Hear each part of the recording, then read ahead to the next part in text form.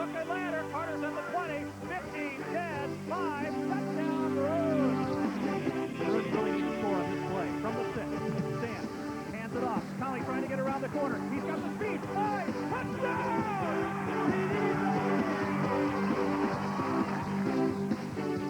Clinton Maroon football brought to you by the John Warner Bank, Edward D. Jones and Company, Dave's Food Basket, Walker Tire, Allen Chiropractic, Ace Hardware, Subway, Joe Taylor, Attorney at Law, Quality Glass, Illinois Power, and the Clinton Daily Journal.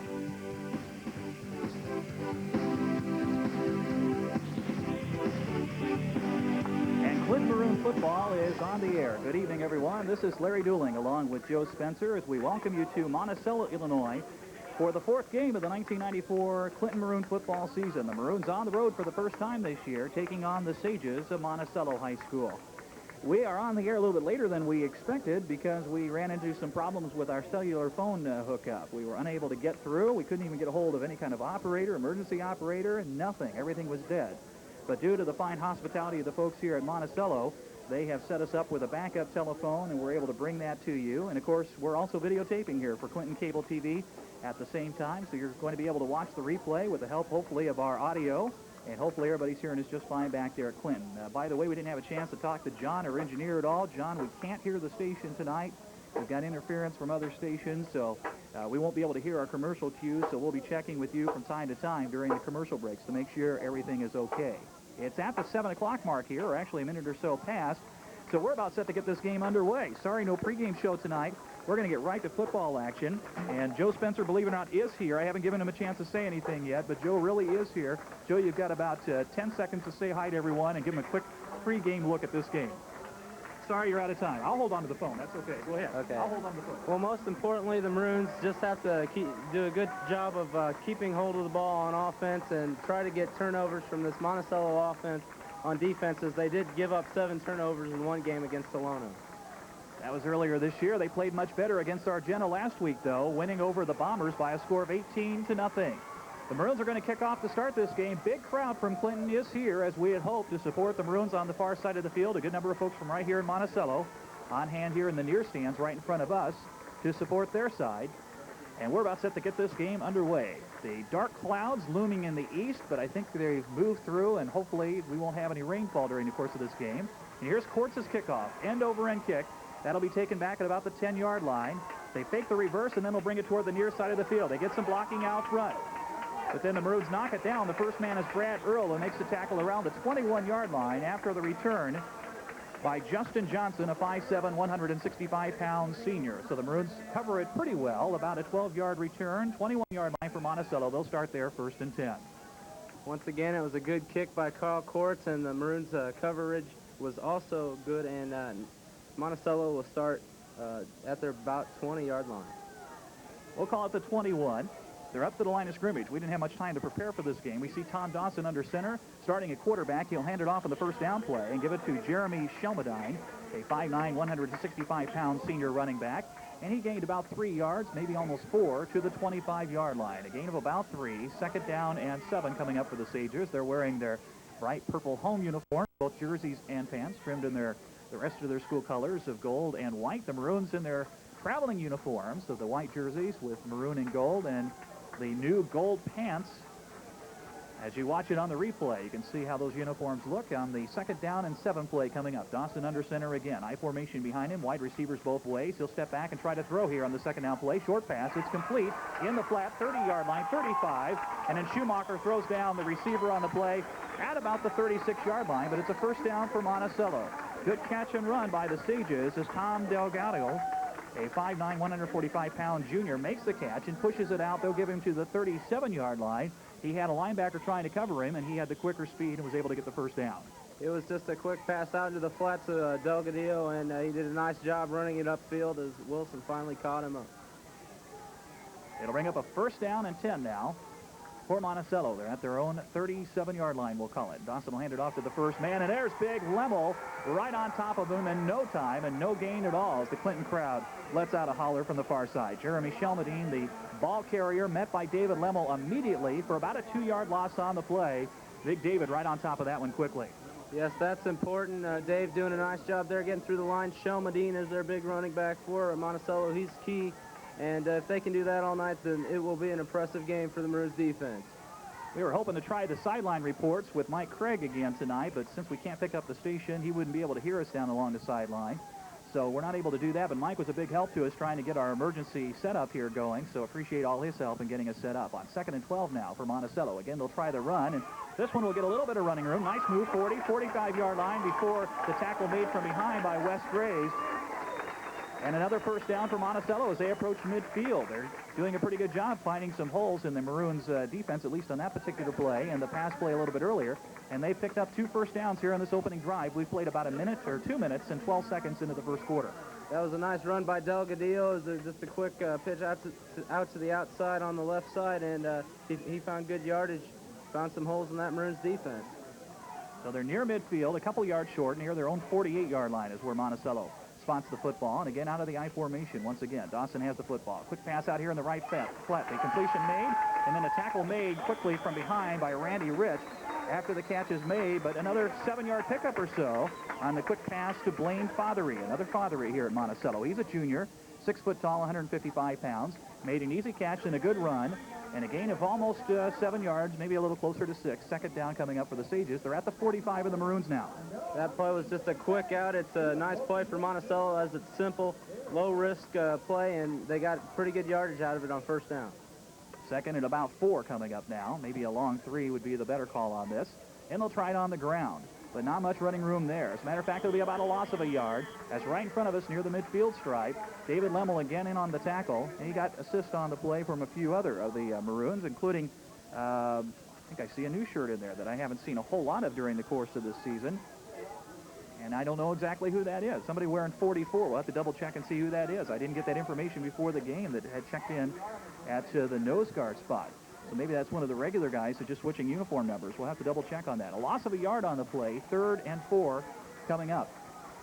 So a big play here for the Maroons defense. They haven't been able to slow down Monticello too much on this opening drive, but they'll see what they can do in the 3rd and 4 play. Here's Lemmel, forces a bad pitch. It's loose on the ground and recovered by Monticello, but that was Lemmel getting in quickly on the quarterback and forcing a bad pitch and a big loss on the play back into Monticello territory near their own 49. 4th down and 9 coming up, and it looks like the Sages will have to punt. Dave did a nice job there, as he did last week, putting pressure on the quarterback. He forced a risky pitch as he was hit as he pitched the ball, and it was a nice job by Delgadillo just to cover up that ball. So a punt coming up. We're going to give credit, that 44 uniform number, to James Trimble. He, of course, played a little bit of fullback late in the ball game last week, but he was in there on defense on that play before last. Here's the punt. Low line drive kick. Bob Igens going back, retrieving it at the 15-yard line, cutting toward the center of the field, looking for some blockers, skips through a couple of tacklers, cuts it to the outside. Now he's off to the races. 40-yard line, midfield, cut from behind and thrown down near the Monticello 49 or 48-yard line. A good return by Bob Igens, and those guys set it up well. He picked it up here on the near side of the field, then ran across to the far side, and they set up the blocking nicely on the far side and almost sprung him the whole way. Well, Bob likes the 15-yard line as he took one back 85 yards for a touchdown last week.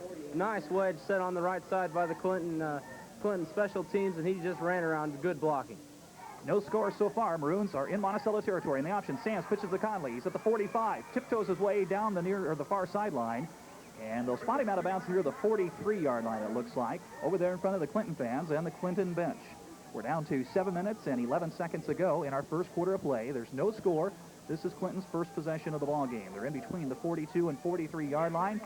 2nd down and about 4 coming up for the Maroons. Conley with the opening carry. That was just one of the Maroons' basic plays. It was option right to Connolly. Nate got hit at the line and just threw the ball. Connolly had a nice play. Sams has a great sense of when to know to give up the ball. He gives it to the fullback. It's Jeff Wilson on offense in there for this opening series. And he gets a couple of yards to the 40-yard line. Jeff, who stayed pretty much strictly on defense last week and didn't even play the whole game, I don't believe, on defense last week, trying to come back from that hip pointer injury, and he got about 2 yards. 3rd down and 2 coming up. It's nice to have him back as he is one of the leaders on the field as well as spiritual leaders for the Maroons.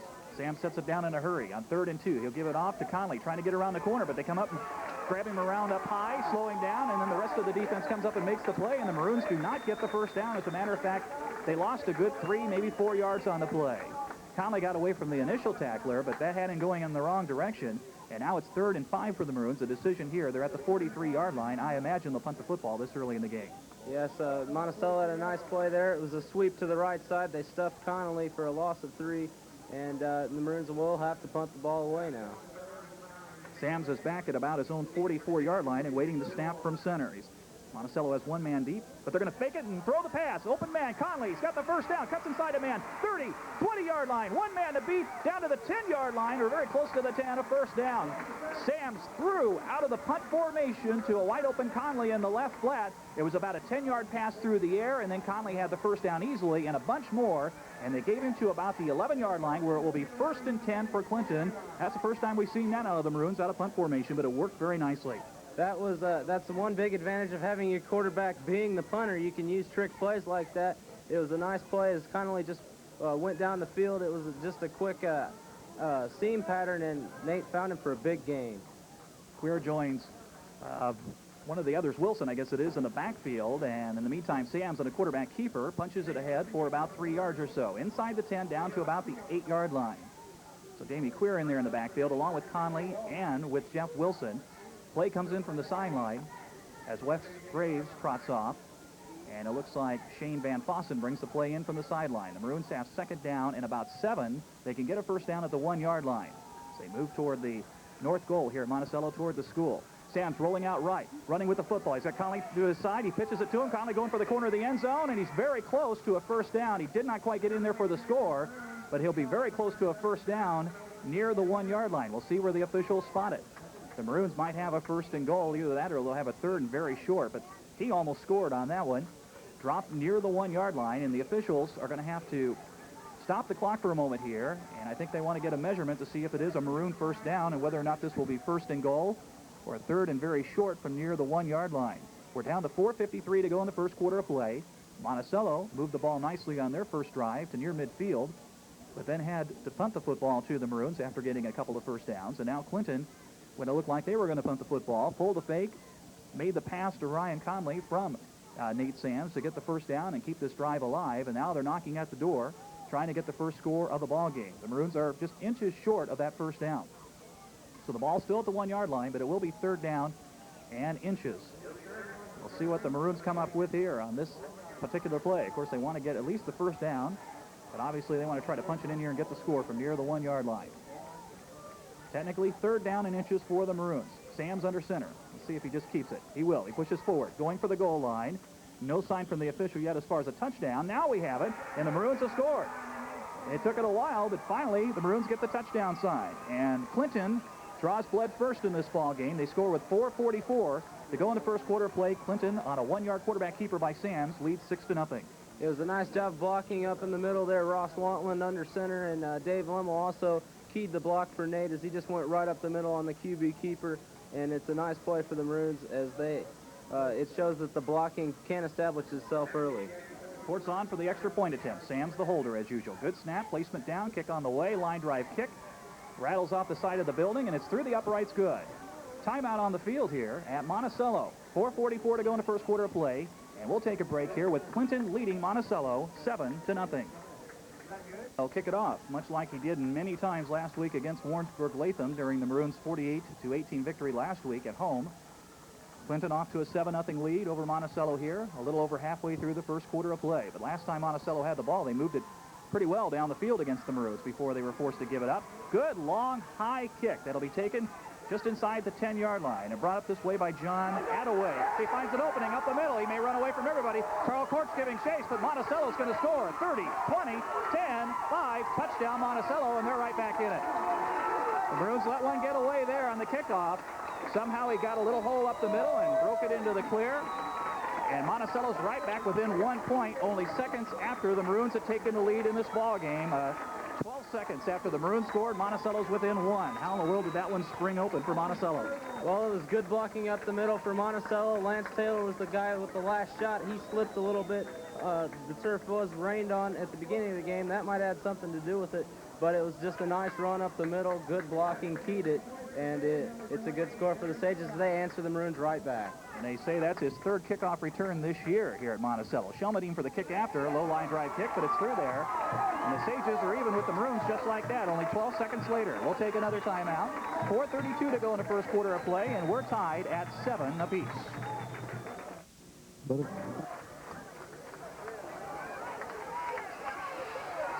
see how quickly the Maroons can answer the touchdown of Monticello. It's Igems tiptoeing his way up the middle and then brought down from behind near the 30-yard line. So Clinton will have the football, 1st and 10 at about their own 31. Well, Clinton, with the help of a trick play on a punt, moved it into scoring position and put the first points on the board, but what a quick answer by Monticello. And they have tied it up 7 apiece with a lot of ball games still to go. Dark clouds hovering over above, although it looks like most of them are to the east of here of Monticello. Why am I worrying about that? I'm actually inside in the booth. Here's Wilson on the first down carry, and Jeff gets it up across the 35. I guess I'm feeling bad for Phil, who's not inside. He's got the camera out there in the wide open spaces, and I'm worried about him. We brought some extra plastic along for you, Phil. We can throw it over you if it starts raining, okay? So don't worry. About a 4-yard gain, 2nd and 6 coming up for the Maroons. They're at their own 36-yard line. Sam's up under center, out of the I formation. Takes to Conley. Throws it deep downfield. Over Taylor, incomplete. Right in front of us. Good-looking throw, but he overshot Taylor near the 45-yard line of Monticello. If he hadn't quite put that much on it, Taylor had his man beat and could have run maybe the entire distance. Who knows? That looked like the pattern they ran against Tolono, where Nate just missed Lance once again. It was a nice play as Lance went to the left hash marks and then went to the sidelines, and Nate just overthrew him.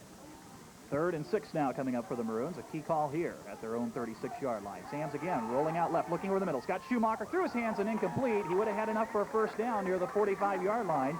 The ball was thrown a little high and had plenty of zip on it, and for some reason Ryan didn't bring that one down. It went right through his gloved hands and drops incomplete. And 4th down coming up. Looks like the Maroons certainly will be forced to punt this time. It was a crossing pattern over the middle. I don't think Schumacher picked the ball up all the way. It didn't look like he had a good angle on the ball or something, but the Maroons are going to have to punt the ball away after that play.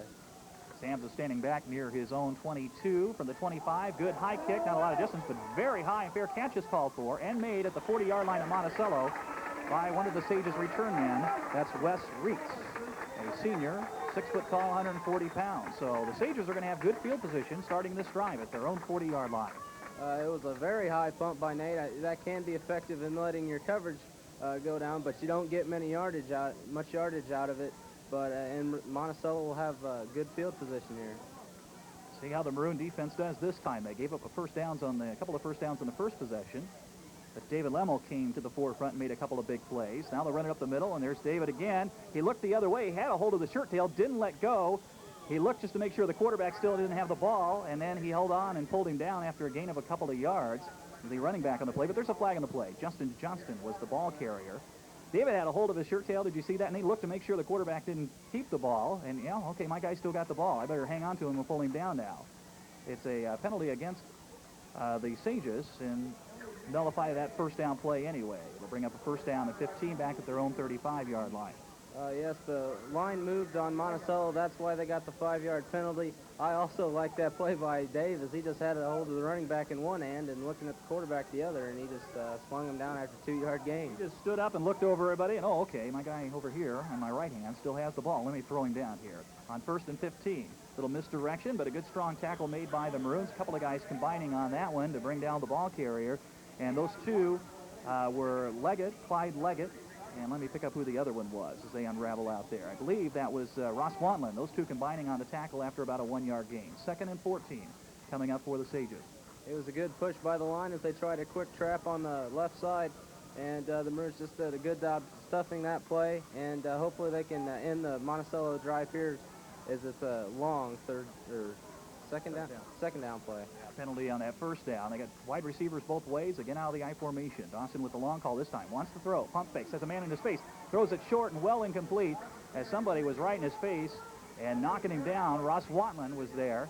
And Clyde Leggett was the man closest to the football, but he had no chance to grab that one. 3rd down and 14 coming up for the Sages. They're back at their own 36-yard line. We're down to 2.5 minutes to go in the first quarter, and we're tied 7 apiece. Clinton struck first on a 1-yard quarterback keeper by Nate Sams. Then on the ensuing kickoff, About a 90-yard return, might even been a little bit longer than that, as it was a very deep kick by Carl Kortz, made the entire distance by John Attaway, his third kickoff return of the year, according to the folks here at Monticello, and he got him right back in it. We're tied at 7 apiece. Dawson under quarterback now on 3rd and 14. He's thrown the ball nicely so far tonight, and he'll probably be forced to do so again. He's rolling out, running with the football. Maroon's trying to catch up with him, and Wilson's the first one to get there to bring him down. Jeff Wilson got help on the play from Ryan Schumacher and others, and stops him at about the 40-yard line, a gain of only about 4 yards.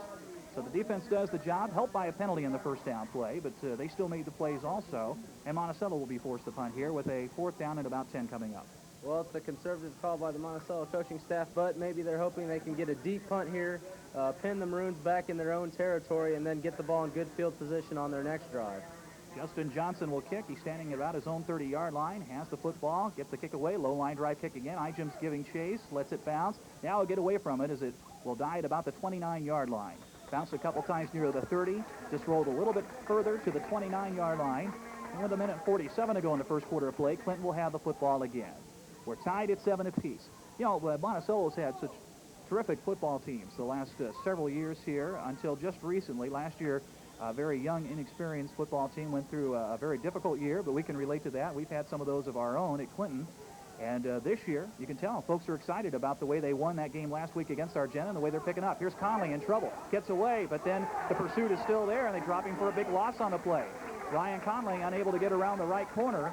He got away from the first tackler, but then as he ran backwards to still try to get around the corner, he lost even more yardage. And it's a big loss on the play. From the 29 all the way back to the 21, it's an 8-yard loss. And most of that due to the fact that Ryan tried to retrace his steps and go even deeper to get around the corner, and they just stayed with him. It looked like it was a quick trap up the middle. The blocking failed. Ryan tried to kick it back out, and he lost even more yards. Sam's on 2nd down. We'll give the other way. A little misdirection, but they got that one hemmed in pretty good. And maybe no gain at all. About the 20-yard line, Ijams is knocked down. The pursuit of Monticello very good here on their home turf. We're under a minute to go, and Clinton's got a 3rd down and almost to 20, maybe closer to 19 coming up. Big call here as Shane Van Fossen brings it in from the sideline from their own 20-yard line now, Clinton. And they have time to run at least one more play before this first quarter is over. Sam's under center. Got 2 wide receivers to the right side. Dropping back, looking down the right side. Throws it deep. And long, and just through the hands of Jamie Queer. Jamie looked like he slowed down a little bit as he approached midfield, and then the ball got over his head just a bit. He almost had fingertips on it. Justin Johnston had good coverage right behind him, but Jamie had a step on him, and too bad he couldn't pull that one in. That would have been a 1st down. It was a quick fly pattern up the right sidelines, and it would have been a good play for the Maroons as the Monticello defender had fallen down. As you said, he just kind of slowed up. The ball passed him by. It was a good pass by Nate, though, as he gave Jamie a chance to catch it. Nate has kicked the ball awfully high on all his punts this year. He needs to get some distance behind this one from back near his own 10-yard line. It does so. This one turning over and over. It comes down about the 45-yard line. Catch made and good coverage by Bob Ijams. Holds on to the man and then gets some help. And no return on the play as Ijams, really the initial man on the play, then Brad Earl came down to polish off the return man. And they're stopped at about their own 44-yard line. 20 seconds left for the first quarter. Monticello, they're going to give him the forward progress initially back to the 45-yard line. We'll start at their own 45. WCIA Channel 3 is here with the video camera. Sorry, Phil, I'm giving somebody else some credit, but for those of you listening on the radio, I guess you might see some highlights of this game tonight on the 10 o'clock sports on Channel 3. Why am I giving them a free plug? Here we go. 1st down and 10 for Monticello. And a little quick opener. They're going to get some yardage on this one. Maybe close to a 1st down. Still on his feet. Cuts it back and has the 1st down to the 44 of Clinton. Looked like it was stopped a couple times. The Maroons a little sloppy on their tackling here against Jeremy Shelmadine. And that's the end of our first quarter of play. Monticello's moving the football again. We'll take a break here. At the end of 1 quarter of play, we are tied at 7 apiece. Here, quarter number 2 at Monticello, a 7-7 tie. Clinton's defense hustling out here at the last second. Monticello's up to the line of scrimmage. 7-7 tie. Clinton moved the ball down the field and scored first, but Monticello came back on a kickoff return, and that's why we're tied. But they've got the ball at the Maroons' 44-yard line in a 1st and 10 as we start quarter number 2. Dawson with the long call. He'll hand it off to the second man. They got an opening to the right side. Getting around the corner. Schumacher giving chase. He's at the 20, 25-yard line, 15-yard line, and down to about the 12. A good run that time. Monticello's got some good quickness here. Tom Delgalillo all the way down to, what, the 12-yard line, I believe, and they're going to have another 1st down, and they're starting to knock at the door. Maybe closer to the 13 or 14-yard line where they'll spot it. We'll call it the 14-yard line, but it's a 1st and 10 for Monticello, and they opened up a big hole on the right-hand side, and he was off to the races. It was a delayed draw. They faked to the tailback, went to the fullback on that one, and a big hole on the right side, and he got about a gain of 30. Early second quarter action. Wide receiver both ways, I formation, and at the 14-yard line in the first down play. They'll try the inside this time, and spun down inside the 10-yard line as Wilson makes the tackle on the ball carrier this time. I believe that was Shelmadine that time. A gain of about 5 more yards. 2nd and 5 coming up. They can get a first down near the 4-yard line, and they're at the 9 right now. Once again, Jeff Wilson coming up with a big tackle, stopping Shelmadine before he could get in the end zone. No doubt about it right now, though. Monticello has the momentum going their way. That kickoff return, even though they certainly weren't down after their Clinton touchdown, immediately gave them new life. I mean, really put some fire in them, and they've carried it over here into the second quarter play. Another run right up the middle before the stop is made by Clyde Leggett, with some more running room down very close to a first down, maybe about a yard short at the 5-yard line. 3rd and 1 will be coming up. They shuttle the play in from the sideline. Monticello with the football is Blaine Fothery. Comes in from the sideline with the play. They've got 3rd and 1 near the 5-yard line coming up. The Maroons defense backed up to the wall now. They need to make a big play here. Although Monticello may go for it on 2 downs. I also understand, I believe they have a bit of a kicking game, much like we do. They might opt for that, although this close to the goal line, why would they? Dawson will again try the handoff. Good solid tackle by the Maroons. Somebody in the interior line, and then Rich came up and polished him off, and they didn't get the first down. They lost a yard or 2. I didn't see who made the initial push in the middle of that line. Might have been Lemmel or somebody along those lines, or might come from the other side. You think it was Clyde Leggett or someone else for the Maroons? We're just kind of guessing here. Casey Hicks, we're going to give credit. Casey Hicks, the senior, 230-pound senior, was the man that burst through there and knocked him back. There's a timeout on the field. We'll take a quick timeout also. 10:08 to go in the second quarter of play. We're tied at 7. Big play here. 4th down and 2 from the 6-yard line. On 4th and 2 from the 6-yard line, they're going to try the field goal. It's a fake. Wants the throw. Throwing on the flat for the kicker. He's got the catch. He's got lots of blocking out in front. Tackle made near the goal line, but it's in for the touchdown. Monticello pulled a fake on the field goal. I'm looking for flags. I don't see any. It's going to stand up, and they have scored the touchdown on the fake. It's a 6-yard pass play for a touchdown, as it turns out. The Maroons were fooled badly on that one, and Monticello set it up nicely. They had plenty of blocking out front, and they have taken the lead over Clinton 13-7. Well, Monticello gave the Maroons some of their own medicine there. They used the trickery, and it worked well, as it was a well-designed play out to the flat. He had good blocking, and he just roamed in the end zone basically untouched. Shelmadine, the kicker, was a man who was on the receiving end of the pass and ran it in from Nathaniel Albaugh, the holder, and now they'll try it again, and they'll kick it for sure. This time on the extra point. It looks good from here, and it is. So at 10:07 to go in quarter number 2, Monticello has their first lead of the night. We'll take break with the score. Monticello 14, Clinton 7.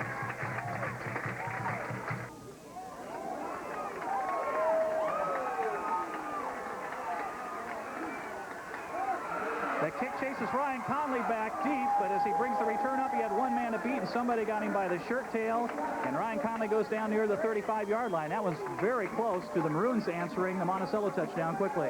Yes, it looked just like Monticello's return after the Clinton touchdown, as Conley right up the middle there. He caught the ball at the 4, went 31 yards before Monticello finally dragged him down by his shirt. 14-7, Monticello with the lead now, and now Clinton will see if they can get their offense moving again. From their own 35, they'll try the run. Wilson, big hole, hammers his way up to the 41-yard line. A quick gain of about 6 before he was caught and thrown down. One of the men on the tackle was Justin Johnson, who's been out there all over the field, on both sides of the football. 2nd down and 4, the Maroons at their own 41-yard line coming up.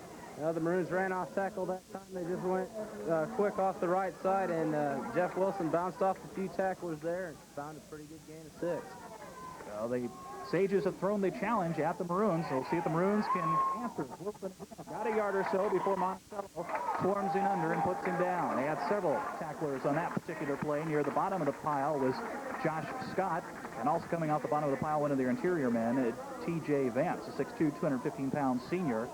A gain of maybe 2 yards on the plays. He got it out close to the 43. So it's 3rd down and 2 for Clinton coming up. They've got to punch it out to their own 45-yard line.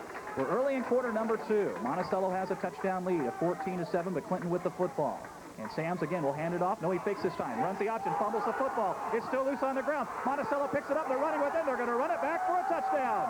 They're going to run it back all the way. Justin Johnson picked up the fumble by Sams. It's a 38-yard fumble return for a touchdown. Unbelievable what's happening here as this Monticello team is clearly taking it to the Maroons in the early going. They got a long way to go in the ball game, but they were heads up on that one. The guy making the tackle on Sams had forced the fumble, just kept hanging on to Nate. Nate was trying to get the ball back, but he couldn't reach down and pick it up because whoever was making the tackle on him wouldn't let him go. And then here came Johnston. I mentioned him just a moment ago, the man of the hour. He picks it up and immediately runs it in, and the Maroons couldn't grab him. Well, Nate was trying to make the pitch out to the right side to Ryan Conley. The tackler wrapped him up rather well. He fumbled, and Johnston ran it in from about the 39 all the way in for the score. So the Maroons find themselves in an unfamiliar position, down by 2 touchdowns now with 8:44 to go in the second quarter of play. And another extra point attempt coming up by Jeremy Shelmadine. Placement down, kick on the way. Low line drive kick is good again. We'll take timeout once again and see if the Maroons can regroup. They're down by 2 touchdowns with 8:44 to go before halftime. Our score is Monticello 21, Clinton 7.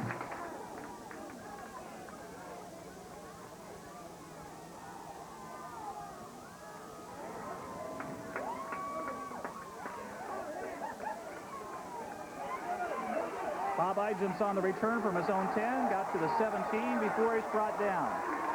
Monticello's got the momentum going here. We've got their home crowd right in front of us, and boy, they are up for this ball game right now. Of course, their team scoring 3 touchdowns, so leading 21-7 helps the crowd get excited, doesn't it? Yes, it does. It's important for the Maroons right now to kind of pick their spots, try to get a drive going here as the Monticello crowd's already into it, and if you let Monticello jump out even more, then they're going to be very confident as they want to prove themselves.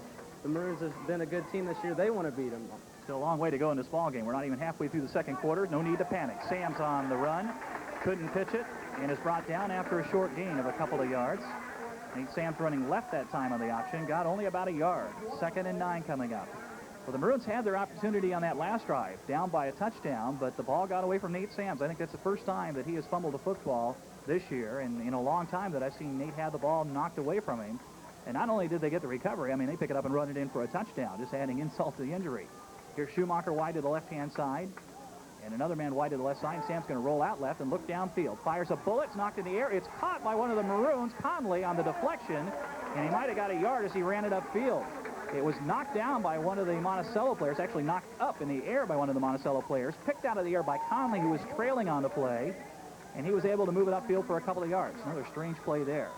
3rd and still about 8 to go for a first down for the Maroons. They're at their own 20-yard line.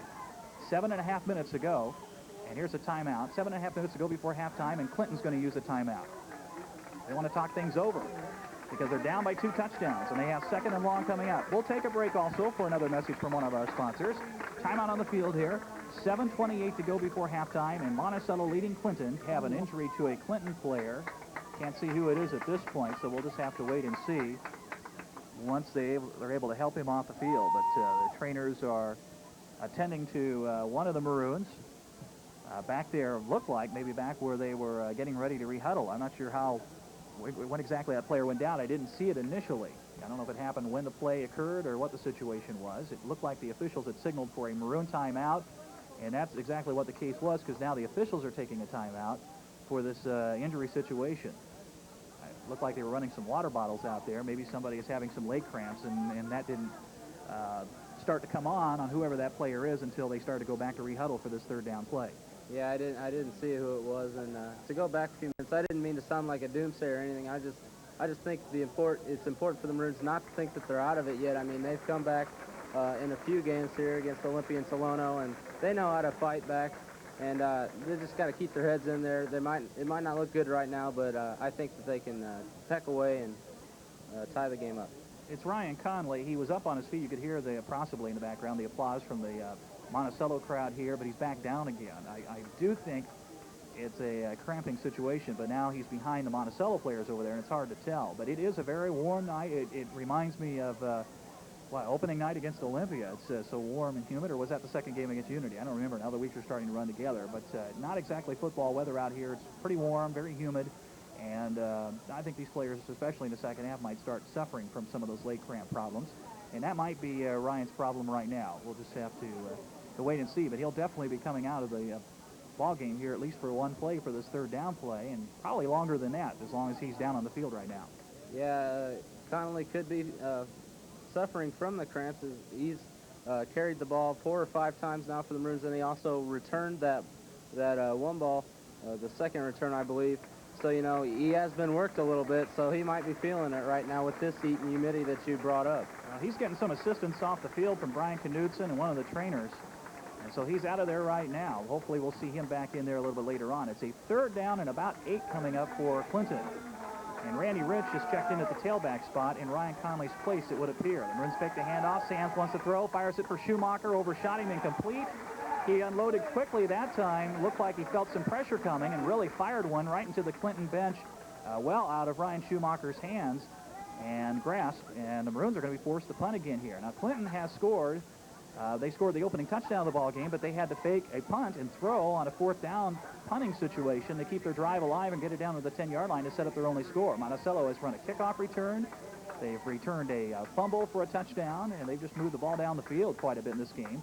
And they have dominated the first half of play. Sam's kick coming down near midfield. Goes out of bounds in Clinton territory. Monticello, again, is going to have excellent field position near the 46, maybe the 47-yard line of Clinton, and they just continue to have momentum in their favor so far in this first half. Yeah, field position has been a big part of this game. The Maroons having to punt, and Monticello has got the ball on average, I would bet, probably around their 40 or maybe even the 50-yard line. And that's going to be pretty key if they can have field position like that all night.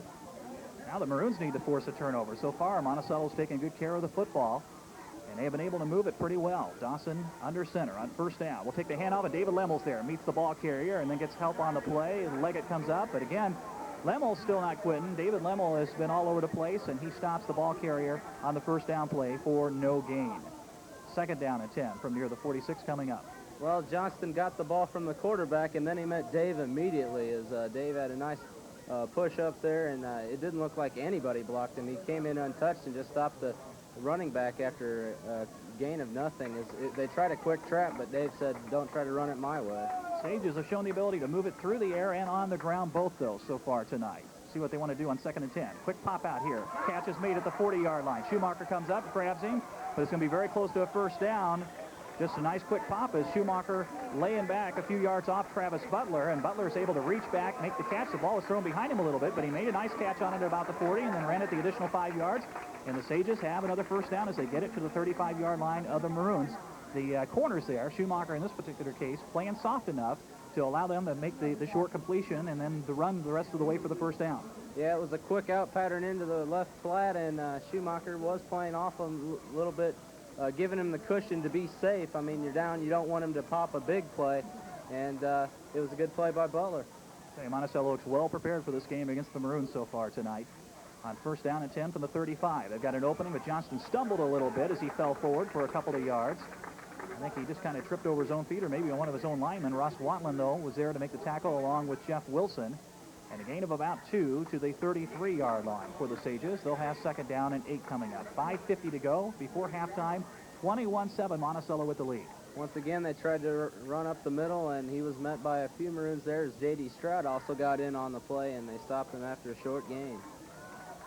Maroons opened the year with 3 straight ball games at home and won all 3 of them, but now they're finding the road a little tough here at Monticello. Again, Johnston gets a call. He's hit immediately by Dahl, I believe it was, Chris Dahl. He holds on and drops him after maybe a 1-yard pickup to the 32-yard line. So some of those big guys on the inside now starting to step up a little bit. The 6'2", 180-pound junior Chris Dahl, the initial man on the tackle, and very little gain. 3rd and 7 coming up for the Sages.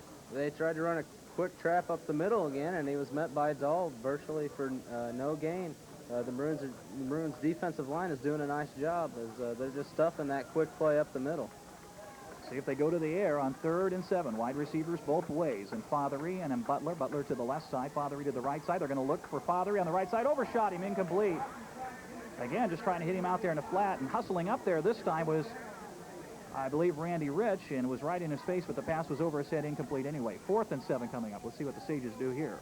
Yeah, Randy Rich was out there as well as Wes Graves, and it was a pretty good design play, as it was just a quick out to the right sidelines, and I think maybe if Dawson had a little bit more patience there, he could have hit his man and found him. It looks like Johnston will be called upon to punt here and try to hem the Maroons in. They're at the 32 of Clinton. Low snap, he fumbles it. No rush, though. Has time to get the kick away, and he pooch kicks it. It's rolling inside the 10, rolling toward the goal line. It's going to stop dead near the goal line, and they've downed it, I believe. Nope, they're going to call touchback. Somebody dove on top of that ball before it crossed the goal line, but then they slid into the end zone, and the official down there at the goal line, one of them ruled touchback, and now I see it from a couple of them. They are ruling a touchback, but boy, he did a nice job pooch kicking that one. It actually looked like it would have rolled dead on its own near the 1 yard line from clear across here at the other side of the field. Well, at the beginning of the play, it didn't look pretty as the snap hit the ground, and the punter tried to field it. He did a nice job getting it off. He kicked it kind of sideways, had a weird spin to it, and as you said, it looked like it could die and turn out to be a very big play for Monticello. 4:41 to go before halftime. Now, the Maroons need a score here. They got to get back in this ball game. Not that they're out of it, but they are down by 2 touchdowns, 21-7. And Sams is back to pass on first down. Quick pass, Wilson has it. He's at the 25. Going to the near sideline. Hit hard by Johnston. Knocked out of bounds short of the 30. And short of a first down, it would appear. We'll wait till they bring it out to the center of the field to the hash marks. About 2 yards short of a first down. A quick pickup of 8 on the first down play. So 2nd and 2 coming up for Clinton. That can be a big play for the Maroons if they go to the passing game. That's more of an extension of the running game. It was just a quick screen out to the right side. Nate made a good pass out there. You have to be quick on those plays. Sams on 2nd down will give, I believe, to Wilson, and he plows forward for the first down out to the 31 or 32-yard line before he's chopped down low. It looks like a first down for the Maroons, and that's their first down in quite a while in this ball game. They had a couple on their opening drive, but one of those came on a trick play on a punt. Yeah, Monticello is playing tough, and they want to get their second win straight for John DeCue, the coach, who didn't win as a coach till last week. At the 31 or 32-yard line of Clinton. Sams on the option right. They ham him in, force him upfield, but he gets about 5 yards out of the play to the 36-yard line. Clock down to 4 minutes to go before halftime, so plenty of time for the Maroons to move it down the field. We'll wait and see when they spot the football here. It is spotted at about the 36-yard line. 2nd and 5 coming up for Clinton now. Sams finally got a little bit of yardage on the option, but they've kept him under wraps. He can take off and run for a long one, but he hasn't been able to do any of that against Monticello so far. One wide receiver, it's Idams to the left-hand side. I formation, double tight ends. Sams option the other way, tackled down low and dropped on the play. Sliding through there and making the low tackle is Josh Rose, a 6'1", 217-pound senior. We haven't seen too many teams do that to Nate Sams on an option. He looked like normal. He'd be off to the races, pitch it if he wants to, or keep it and get some yardage, and all of a sudden he's knocked down at the line of scrimmage for a 2-yard loss. 3rd and 7 coming up. Rose penetrated the blocking rather well, and he found Nate just all alone there, and good open field tackle by the lineman. So on 3rd and 7, Sams looking back. He's got trips to the right side, looking for a receiver. Gets it to Schumacher, cuts it toward the center field at the 40-yard line. He's got to get the first down, trying hard, and works very hard. Ryan Schumacher had 4, 5, 6. Look at all these purple guys on the replay here getting up around him. And he got an additional 3 yards and enough for a first down on his own. That was Ryan Schumacher doing the rest of the job there. They get the first down. We got to give him a lot of credit. Yeah, that was his personal desire, and one is he had 2, 3 guys trying to wrap him up. He just kept fighting and scrapping away, and hopefully that'll keep the Maroons going here and try to get a score.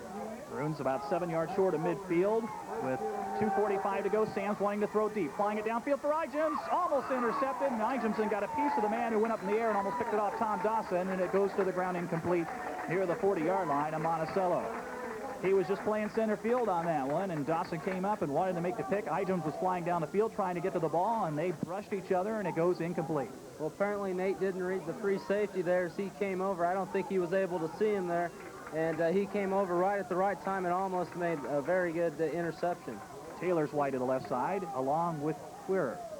And Sam, short drop, quick pop of the middle. Schumacher has it, 50-yard line. Staying on his feet, he's about a yard short of a first down, and there's a flag on the play, and this could be a face mask. We'll wait and see.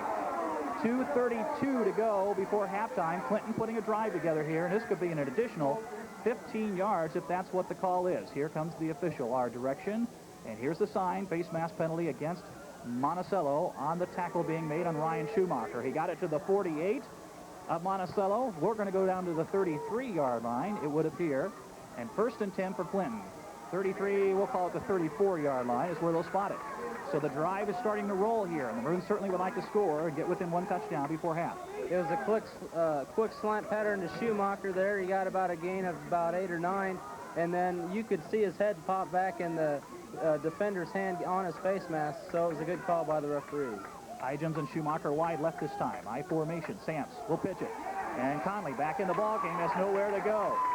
They're just not getting the blocks up front. Wilson was trying to hit somebody, but there were so many purple shirts pouring through there. And Ryan had nowhere to go. His speed could not outrun that kind of coverage by Monticello, and a loss of 2. 2nd and 12 coming up. Well, the blocking just wasn't there. They tried to go to the right side, and just a bunch of Monticello defenders, and their pursuit has looked very impressive tonight as they're just getting to Clinton's running backs when they're trying to go to the sweep. Maroons look a little confused the way they line up for this play. Everybody trying to find their position. Sam's rolling out, wanting to throw, steps up in the pocket, wanting to run. The ball comes loose again. He looked like he was down, but the Maroons recovered it anyway, and they are going to rule him down. He's sacked on the play at the 40-yard line. Clock running, down a minute and a half to go before halftime, and Clinton is forced to use a timeout. We'll take timeout also. A minute and 29 seconds to go before halftime. Clinton trailing 21-7, and they will have a 3rd down and about 17 play coming up when we are on the field. Clinton with a big call now. A 3rd down and about 17. They've got to get it down near the 23-yard line of Monticello to keep this drive going in the right direction. They've got about a minute and a half to go before halftime, trailing by 2 touchdowns. Sands pitches it back. Gets it back from Conley. Firing downfield. He's got a man. Van Fossen makes the catch inside the 10. Shane Van Fossen's, I believe, his first catch of the year, and that was a big one. As he makes it inside the 10, stumbles and falls down with the football as he makes the catch, rolling over on the turf. He's got the Maroons a 1st and goal at about the 9 or 8 yard line. That was a good play by Shane Van Fossen. It was a quick fly pattern up the right side. Nate found him well as he put it up in the air and let Shane run under it, and it was a good play. Great diving catch by Van Fossen. The Maroons will try to run it on 1st and goal. Up the middle, Conley's in for the touchdown. And the Maroons are back within 1 touchdown just like that. That's about a 9-yard run for a touchdown with a minute and 9 seconds to go before halftime. And the Clinton crowd on the far side of the field is finally able to let loose with some yells on both the catch by Van Fossen, on a great throw by Sands, with a great diving catch by Van Fossen. And also now the run by Conley. He went through them like a knife through butter on that one, to use one of your favorite cliches. Yes, Conley, they tried a quick play to the left side, and going back to Van Fossen's catch, that was his first catch of the year. It was a very impressive catch, I might add. It was great, a great catch. Here's the extra point attempt coming up. Carl Courts, placement down by Sands. The kick by Courts on the way, and it's through the uprights. All right, we've got a timeout on the field, and the Monticello crowd finally a little quiet in front of us. A minute and 9 seconds to go before halftime. We'll have the Clinton kickoff in a moment. See what kind of kickoff Carl Courts is going to come up with here. He's going to kick it deep. And Johnston at his own 17 to the 20, 25, up the middle. Schumacher got a hand on him, and then a host of Maroons make the tackle. That looks a little bit more like the Maroons we saw against Warrensburg, the way they got downfield and covered that kickoff. Yes, there had plenty of guys there. Lance Taylor was there, and he's been a big guy on special teams for him. Just a bunch of guys wrapping him up, and that's what you're more accustomed to see with Maroons coverage on those type of plays. Quite a drive. What a 3rd down conversion by the Maroons on 3rd and 17. The pass play to Van Fossen, setting up the 9-yard touchdown run by Connolly. And with under a minute to go before halftime, Monticello with the football now at about their own 26-yard line. On 1st down, Dawson will look to hand it off, and they'll try the right side. And here's Jeff Wilson stepping up and making the tackle after about a 4-yard gain on the play. But well short of getting big yardage on that one, and they've done some of that so far tonight, but not in that particular play. They'll let the clock run. Monticello's going to be satisfied, it would appear, with having a touchdown lead at halftime. 30 seconds left to play. We'll see what they do here on what would appear to be their final play, though, of the first half. At their own 30-yard line with a 2nd down and about 6 coming up. I bet we got a halftime interview for our radio listeners, don't we? Yes, it's center and defensive end Ross Wantlin. Ross Wantlin on the radio broadcast, our halftime interview Joe will have. Rolling out to the right. Dawson throwing downfield. They're going for it, but through the outstretched fingertips of both Ryan Schumacher and the intended receiver on that particular play out here to the near side, which I believe was Joe Doan. Yeah, double-checking the uniform number. Hadn't seen him on a pass pattern like that before. 7 seconds to go in the 2nd quarter here, just almost at halftime, and that stopped the clock with the incomplete pass. That one had my heart racing a little bit for a second. Yes, they ran up the left hash mark, and then they curled out to the sideline a little bit, and it would have been a good play if they could have completed it. Bob Huygens is about 12 yards deep, just wanting to make sure nobody gets by him. I think the quarterback just runs out the clock here. Very little gain on the play. They're waving the clock to roll, and time will run out here. Well, wait. I think the Maroons called timeout. Somebody has stopped the clock here with 1 second remaining. Somebody yelled timeout for Clinton, I believe. And they stopped the clock with 1 second remaining. The officials kind of talking things over. We'll keep it here, though. I don't know. I guess the Maroons take timeout. It's a fourth down play coming up, so Monticello just has to snap the football and run out this 1 second. I guess the Maroons are hoping for a miracle.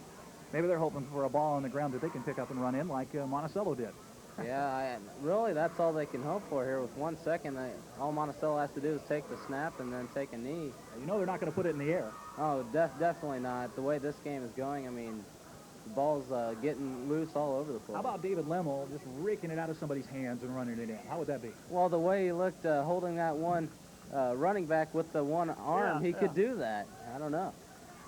He's done a terrific job in the middle for the Maroons. 1 second remaining. Monticello, one more snap of the football. Hope this doesn't backfire on the Maroons.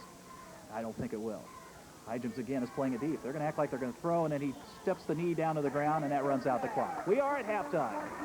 Entertaining first half of play. One that the Maroons led early, then fell behind by as much as 2 touchdowns, but at halftime they're back within a touchdown of Monticello. As we take break and come back and recap this first half of play, our score is Monticello 21, the Clinton Maroons 14.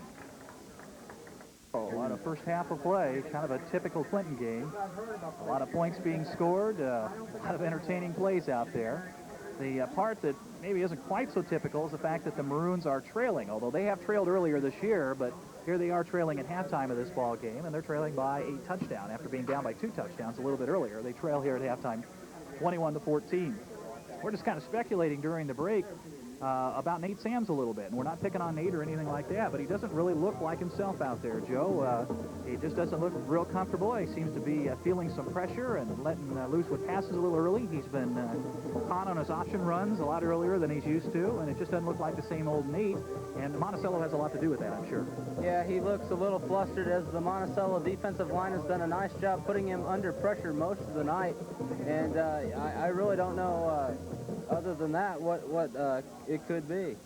Mike Craig, who's tagging along with us today, and unfortunately we couldn't do his microphone on the sideline deal, but I know he was talking to you, and I couldn't hear your comments because I was paying attention to what we were doing here on the air, but he was pointing out some things that Monticello might be doing out there. Yes, Clinton has to make some adjustments. As he pointed out to me, the defensive ends are getting a few yards wider off the ball, so after the ball is snapped, they're just rushing the quarterback there, and Clinton has nobody to block but the running backs, and usually they have at least 1 or 2 of those guys go out in pass patterns. So really it's just an all-out blitz on Nate most of the time and nobody back to protect. He has certainly felt a lot more pressure when he's been trying to pass the ball and also when he's been trying to run the football in this ball game than he has in previous ball games. I mean, we're talking last year and early this year so far. Statistically, you want to take a quick look at some of the stats for us here and tell us what the picture looks like with Monticello up by a touchdown here at halftime. Well, Monticello is doing a very good job stopping the Maroons' running attack. I think that this yardage total for the Maroons on the running game is their lowest of a half. They only have 31 yards so far on about 18 rushes. So, but they got behind. They had to go to the air early. Nate's doing a pretty good job. He's got 6 completions and 11 attempts for 81 yards. Shane Van Fossen set up the score, that last score for the Maroons on a very good 33-yard reception, his first of the year. Well, we've got ourselves a ball game right now. Let's take a quick look at the scoring plays, and you can hear the Monticello band performing for the crowd on hand here at halftime. The Maroons scored first, but it took a fake punt by the Maroons, a pass play by Nate Sams when he was in punt formation. He hit Ryan Conley, who ran it down inside the 10-yard line, if we recall correctly, and then the Maroons a couple downs later on a 1-yard quarterback keeper by Sams, punched it in from 1 yard out with 4:44 to go in the first quarter of play. The kick good by Courts. Maroons led 7-0. But on the very next kickoff, John Attaway returned it some 90 yards or thereabouts, all the way from his own 10, and 12 seconds later, Monticello was back within a point. They kicked their extra point, and it was a 7-7 tie, and that's the way we played out the rest of the first quarter. But Monticello was dominating the first half of play. They scored early in quarter number 2 on a 6-yard fake field goal, and Albaugh threw to Shelmadine, the intended kicker on that. The holder threw to the kicker who came out of the backfield after the snap, rolled out to the left, and then he ran it in the rest of the way, a 6-yard pass play for the touchdown. And so Monticello using a trick play of their own to take the lead 14-7 after their extra point kick was good. Then the Maroons on their next possession, Nate Sams on an option had the ball knocked out of his hands. It laid on the turf. He desperately wanted to reach down and pick it back up, but he couldn't do so. The defender still had a hold of him. And instead, Justin Johnston of Monticello picked up the loose ball, picked it up cleanly, and took off. He was off to the races, ran it in some 38 yards, a fumble return for a touchdown by Monticello. So their defense scored a touchdown to put them up by 2 touchdowns, 21-7. And it took the Maroons some 7.5 minutes later before they were able to get their final score of this first half. After a great pass play by Sams on a 3rd down and 17 to Shane Van Fossen, got him inside the 10-yard line. Ryan Conley ran it in from 9 yards out in the very next play with 1:09 to go before halftime, and the kick good by Courts again. So it's 21-14 Monticello with a 7-point lead here at halftime. We're going to take a break here at our halftime for those of you watching on TV and be back with second half action very shortly. For those of you listening on the radio, we're going to break away from here and go to our halftime interview after this commercial message, so stay tuned for that halftime interview coming up. The Warm Neighbors Fund pays heating bills for people in need. It also weatherizes homes, which helps reduce future heating bills. Warm Neighbors is administered by the Energy Assistance Foundation, a nonprofit organization formed in 1982 with a $250,000 donation from Illinois Power. Last year alone, your contributions and major funding from Illinois Power provided warmth for over 2,000 families. All right, we're getting ready to go with the third quarter of play, and that halftime interview timed out very nicely. We end up with the halftime interview wrapping up right on cue and ready to go with the third quarter of play. Monticello's going to kick off to the Maroons. They lead Clinton 21-14 as we get set to go with the second half of play. And they'll be kicking off to Clinton. The Maroons have Conley, who seems to recover from whatever that injury situation in the first half, and Igems deep, and the kick is going to be a deep one to Igems at his own 9-yard line. Heading behind the wedge, middle of the field, 15, 20-yard line. Sutter steps his way across the 20 to about the 22 or 23 before he's brought down by the Monticello defense on that kick coverage. So here we go at the third quarter of play, and the Maroons will have to try to regroup after a shaky first half of play, and the offense has struggled a bit against this Monticello defense. We'll see what kind of adjustments they make. Yeah, it will be interesting to see the adjustments. It looked like the Maroons were a little confused between plays, getting plays in. I don't know if they've done anything to solve it or not. Nate Sams up under center, split backfield this time, and they'll try the run in the middle, and Wilson didn't get too much. Jeff Wilson got the call, might have got to the 24-yard line, so a gain of maybe a yard or so, but not too much. 21-14, Monticello with the lead as we start the second half of play. Maroons scored first in this ball game, but Monticello answered with 3 straight touchdowns, a kickoff return, and the third of those being a fumble recovery return for a touchdown at 38 yards. And then the Maroons put a drive together and scored right before halftime. Sams will hand off again. Wilson again trying the other direction and didn't get much that time. Very little gain, if any, that time for Wilson. They might have given him forward progress to the 25. It's 3rd and 8 coming up for Clinton. The ground game can't get moving. Yes, they've tried to run both times on that left side, and Wilson just stopped after short 1-yard gains. And the defensive line for Monticello is pushing the offensive line back, and that's why Wilson's having to run with purple jerseys right straight in front of him.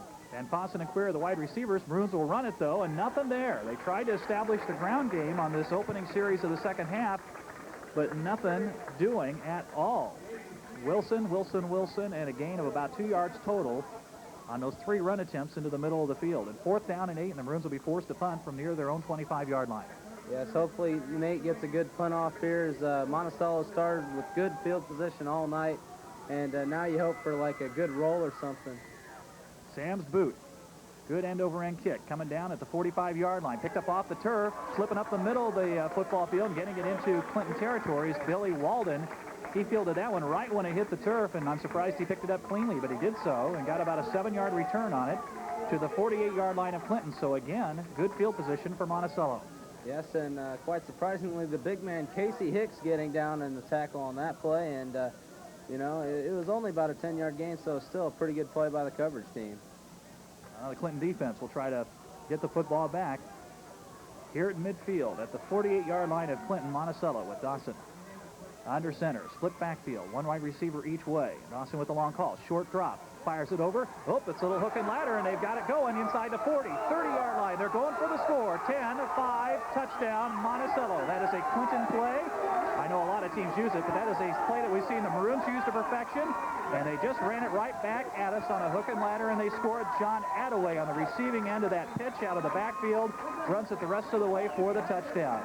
The short completion to one of the big guys who pitched it to Attaway, and Attaway runs it the rest of the way. And Monticello here, early in the second half of play, is now back up by 2 touchdowns over the Clinton Maroons. It took them only 2 minutes and 18 seconds of the third quarter to regain their 2-touchdown advantage.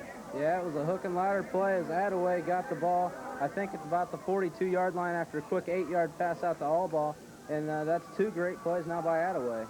Little trouble with the snap, and the kick looks like it'll go wide right, and it does so. So they missed the extra point. The snap was fumbled around by the holder. Well, Monticello is up by 13. 9:42 to go in the third quarter play. We'll take a break. They come right at the Maroons, and they pull the trick play. Another trick play in this ball game, and it goes for a score.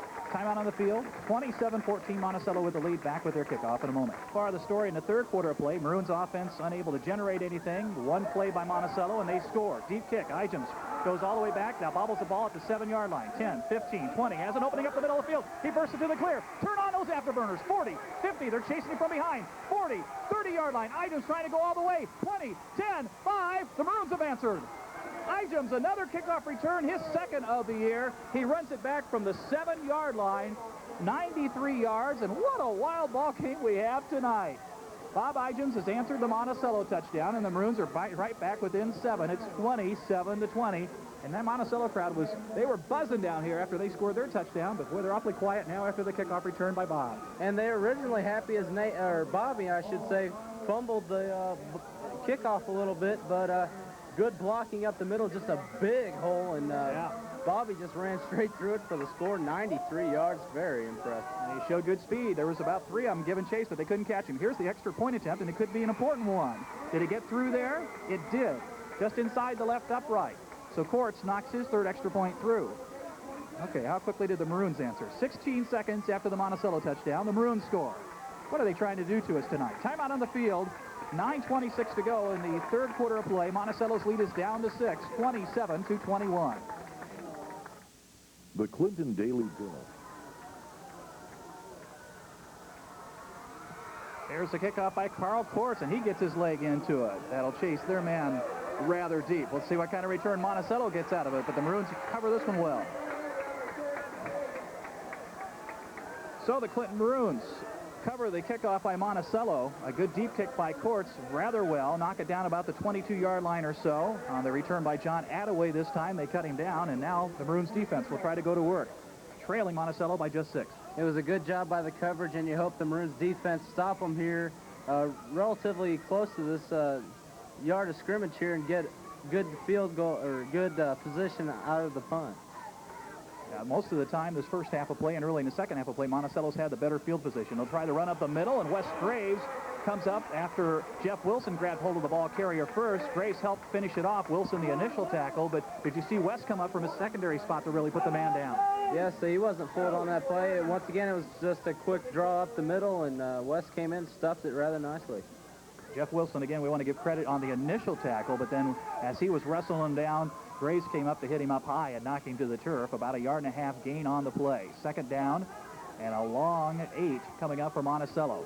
Has a wide receiver to both sides. Split backfield. Dawson with the long call on second and long. Dropping back, wanting to pass. Looking out here in the flat. Overshot his man, incomplete. Had a man out there open, just tried to dump it off, but he was under a lot of pressure. David Lemmel was in the face of Dawson that time and forced him to overthrow his receiver. Yeah, once again, Dave putting good pressure on the quarterback. It was a quick screen pass out to the left side to Delgadillo, and the quarterback just didn't have enough time to throw that screen pass out there. I think the Maroons line is trying to step it up a little bit here. Their line play last week was just absolutely excellent against Warrensburg-Latham. And they have been battered around a little bit tonight on both sides of the football. But now they're trying to step it up. Guys like David Lemmel trying to step it up. And you can see those secondary guys like Randy Rich stepping up there and slapping those linemen on the shoulder pads saying, come on now, this is a big play. Third down and a long 8 again.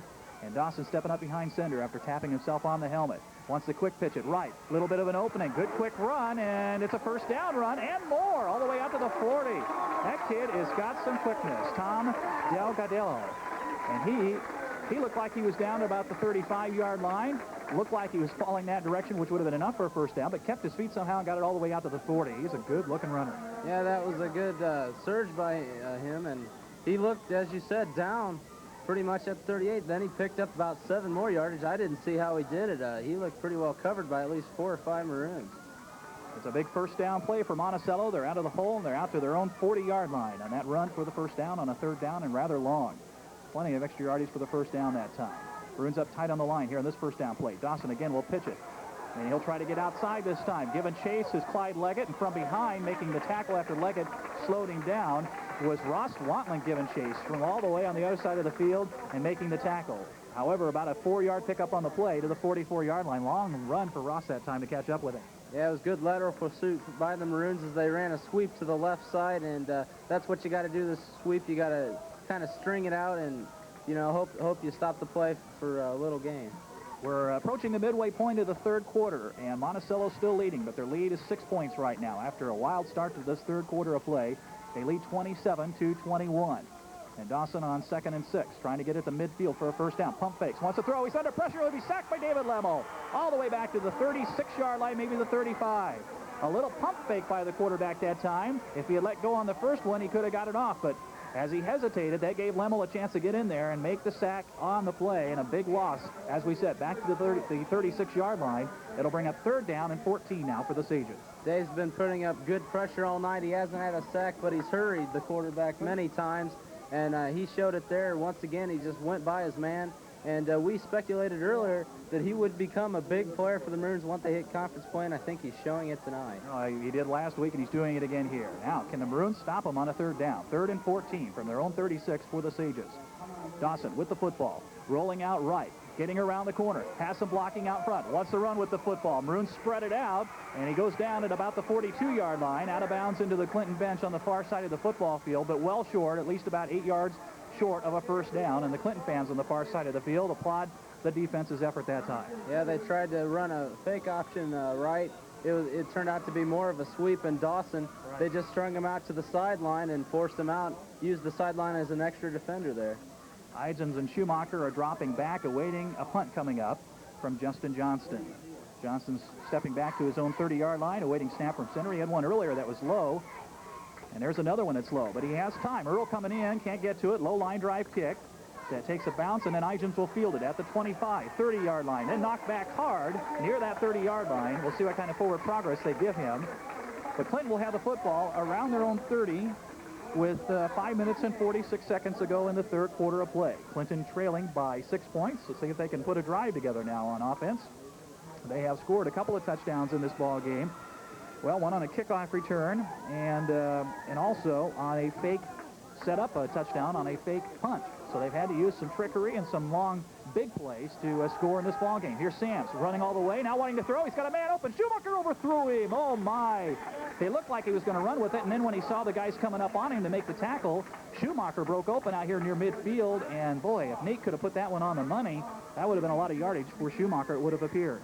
Once again, Nate looking a little bit frustrated as he had Schumacher open after Nate looked like he was going to run with the ball, and he just overthrew Schumacher there. That one opened up. Nate waited to the right moment when he threw the pass, but he just overshot his man. Quick run up the middle, and good running. Wilson breaks into the clear. He's got first down, and he's close to midfield, a couple of yards short of the midfield stripe. That's the Jeff Wilson we're used to, and now I think, at least on that particular play, the offensive line starting to do their job now, stepping it up a little bit and moving some guys back. Yeah, Casey Hicks, Dave Lemmel, and Ross Waltland up the middle there, just push their guys out of the way and let Jeff Wilson, who runs like a battering ram, just straight up the middle. He picked up about 19. Near their own 48-yard line. 1st and 10 for Clinton. Sams again will go to Wilson, trying to catch his breath, running hard. He's in the Monticello territory, a gain of about 3 more to the 49-yard line of the Sages. A 2nd and 7 situation coming up at the 49 of Monticello. They have a couple guys getting up off the bottom of that pile, T.J. Vance and Jason Schmink, the last guys off the pile for the Sages. And once again, they tried to run up the middle with Jeff Wilson. They still got 3 yards, which is pretty good, and now you get a short pass or short run here. It sets up a pretty good third down play. Schumacher and Queer right to the right side. They go downfield. The Sams will throw for Schumacher, and oh, man, that guy was all over his back, but the official says incomplete. Ryan with a very tight coverage by Johnston, and Johnston reached over his shoulder and knocked it down. I, of course, being the prejudiced person I am, thought he might have been there just a little bit early, but the official saw it clean and said incomplete, 3rd and 7 coming up. That was a very good pass by Nate there. That looked like one of his best all night as he put it right in there to Schumacher on the numbers. Just Johnston was playing Schumacher well and knocked it away at the last second. Covered him very well, did not let him get too far away, and was there to knock it down at the last second. 3rd and 7 at the 49 of Monticello for Clinton. Sams from the I formation, rolling out left this time. Has time, pops it over the middle, incomplete. Intended for Wilson, I believe, and Jeff didn't see it until the last second. It falls harmlessly to the ground as far as Monticello is concerned, incomplete. So that'll bring up 4th down, and it appears the Maroons will have to punt.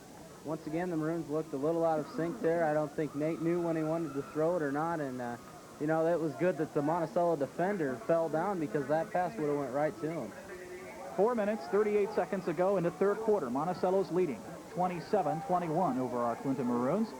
Nate Sams to boot it from his own 40-yard line, has pressure, throws to the open man. It's Conley at the 40, 35, 30, cutting it toward the center of the field. Breaks another tackle, still on his feet. Trying to get away from another man, still on his feet. Getting close to the 10-yard line and finally spun down. Again, the Maroons, for the 2nd time in this ball game, pull a fake punt.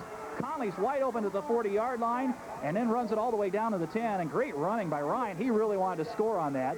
They're going to rule him down at about the 13-yard line. Bring it back to the 13, 1st and 10 for the Maroons. Once again, just a great play by Ryan Conley. Went straight up the left sideline, stopped at about the 1st down marker, and just caught the ball and kept on running. Great play call by Coach Chuck Nagel. Monticello's forced to take a timeout. They had a mix-up out there. They were trying to get somebody off the football field, and they had too many players on the field, and they had to use a timeout, and they want to regroup. Let's keep it here. We've gotten a lot of commercial breaks in, I think, for both radio and TV so far tonight, so I think we're in pretty good shape, even though we got on the air a little bit late, right before the opening kickoff of this ball game. We're down to 4:18 to go before the end of the 3rd quarter. Clinton has 1st and 10 at the 13 of Monticello, and they are down by just a touchdown, down by 6 points to the Sages, 27-21. Again, for the 2nd straight time, not 2nd straight time, but the 2nd time in this ball game. Once very early in the contest to set up the 1st touchdown, and now just now the Maroons pull a fake punt, and Sams, the punter, but also the quarterback of the football team, he just stood there calmly, let those guys pour in on him until the last second, just threw it out there to a wide open Conley. And when you get it in the hands of a guy like Conley, you know good things are going to happen. Yes, definitely, and it looked like very much the same play as the first one was, as Conley just took about 7 or 8 yards down to the 1st down marker. Nate just stepped in there, let a few guys get around him, then let Conley have the pass. On 1st and 10 from the 13, Maroons will hand it off. Wilson up the middle. Jeff Wilson cuts it inside near the 10-yard line. I think he's inside the 10, close to about the 8-yard line. So a pretty good 1st down carry. I think the line of scrimmage wasn't the 13, it was closer to the 12 or so. So it's a gain of at least 3 yards on the play. 2nd and 7 from near the 9-yard line. We're in the latter portion of the 3rd quarter of play. Clinton needs a touchdown to tie this ball game up. It hasn't been tied since it was 7-7 back in the 1st quarter of play. And then Monticello scored 2 touchdowns to go up by 2, and they were up by 2 a little bit later. Here's Wilson up the middle again, down close to the 5-yard line. We'll see how many more yards they got in this one as we're looking down to the south goal to our right. And as they unravel, he is close to about the 6-yard lines. 3rd and 4, 6-yard line. 3rd and 4 coming up. It looks like the Maroons can get a 1st down around the 2 or 1.5-yard line. Yeah, I'd like to see him run around that right side there behind Big Dave and Casey Hicks there. I think they could get the 1st down. They've had to run it more up the middle. They haven't been able to get around the corners. But here's Sams on a sprint out right, keeping the football. Trying to cut inside now. Pitches. It's loose on the ground. The Maroons recover, but the official is blowing it dead. Let's see what this is going to be ruled. It's going to be Clinton football, but they're well short of a 1st down. Did they rule it an incomplete pass? Did he try to shovel that forward? Because the official down there, from our angle, it's hard to tell if it was a forward pass or not. He was waving his arms like an incomplete pass. So that's what it's going to be. 4th down and about 4, just outside the 5-yard line for Clinton. Again, they can get a 1st down if they get it inside the 1-yard line, about the 1.5-yard line. And they're already going up to the line of scrimmage. It's getting tough going down here close. From near the 5, just outside the 5-yard line, Sams is up under center. Has the football.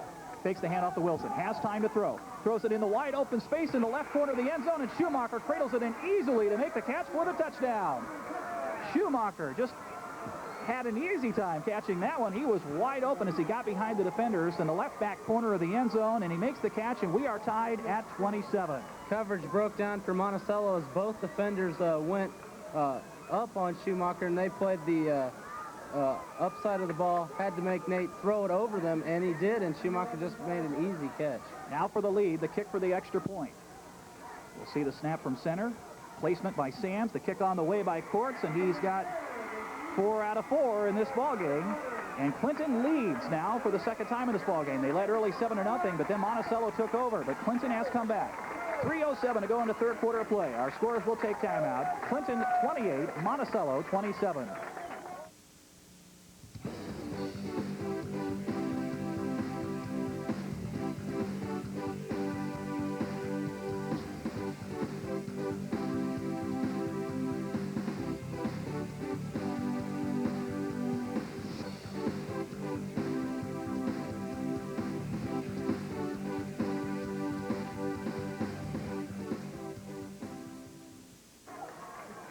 Well, you'll want to see this one on the replay on TV, I'm sure. 7 o'clock Tuesday night, 10 o'clock in the morning Wednesday, 7 o'clock Wednesday night. Clinton Cable TV Channel 10. The Sages and the Maroons, and now Clinton leads by 1, 28-27, with still 15 minutes and 7 seconds of football to go, at least in regulation time. At the rate we're going, we could have more than that. Here's the kick by Courts. Going to the far sideline. Will it stay in bounds? It does. It's fielded inside the 10. Now the 15, 20-yard line. This guy gave us trouble earlier. He's in the clear once again, and the Maroons aren't going to catch him. Monticello's going to regain the lead. Attaway has taken it all the way again for a touchdown. How in the world did they do that again? Up the far sideline, and he has run back his 4th touchdown on a kickoff for the year and his 2nd tonight. Attaway inside his 10. It's a 93-yard kickoff return by Attaway. 2 Maroons, the last 2 that had a shot at him, got tangled up with each other and tripped each other, and that happened near the 40-yard line, and he was able to take it the rest of the way, and Monticello's back in the lead again, and that took 12 seconds. 12 seconds for Monticello to regain the lead. You can't ask for much more from Attaway as he just ran around the Maroons there. As you said, the last 2 tacklers kind of tripped themselves up, and Carl Courts really didn't have much of a chance because he was staying basically a little stationary to the side, and then Attaway just blew right by him. With a go for 2. Try to get their lead up to 7. Dawson rolling out right. He's got some running room. Lemo giving chase. Now here's the short pass. He got it to his man. Is he in the end zone? From here, it looks like he's very close, and no, he did not make it. They made the catch short of the goal line, and then the Maroons make the defensive play. Bob Igems was there to keep the man out of the end zone. So no extra points on the board. So it's a 5-point ball game. This will take break. Monticello has regained the lead. They lead by 5 over Clinton, 33-28. Back with more in a moment. Monticello crowd in front of us is at it again. They've got something to yell about. It's on a 93-yard kickoff return, the 2nd of the ball game. By John Attaway, they have regained the lead. Here's the kickoff by Monticello. It bounces inside the 20, picked up by Conley, it appears, at the 15. Cuts it to the near side of the field, up the middle to about the 27-yard line, maybe the 28, and Clinton will start on offense from there. The action never ends here at Monticello, and now the Maroons will try it again on offense. They've regained some confidence, though, on offense, and let's see if they can continue to move the football. Yeah, they look more poised that last drive, and you hope they keep on doing that. And Nate looked a little better on his passes. He didn't look so frustrated as he did in the first half. Maroons have Queer wide to the left side. Well, now the Maroons are confused, and Wes Graves was out there. He ran off the field and came back on, and we have a penalty flag thrown in, so the Maroons are going to be penalized here. You know, that's one thing we haven't seen a lot of, though, is penalties in this ball game. Both teams have done pretty well staying away from that, I think, tonight. Yeah, there's only 3 total penalties, and that's a lot different from the first few weeks of the season where you'd have almost 17, but I think that comes with just more game time experience.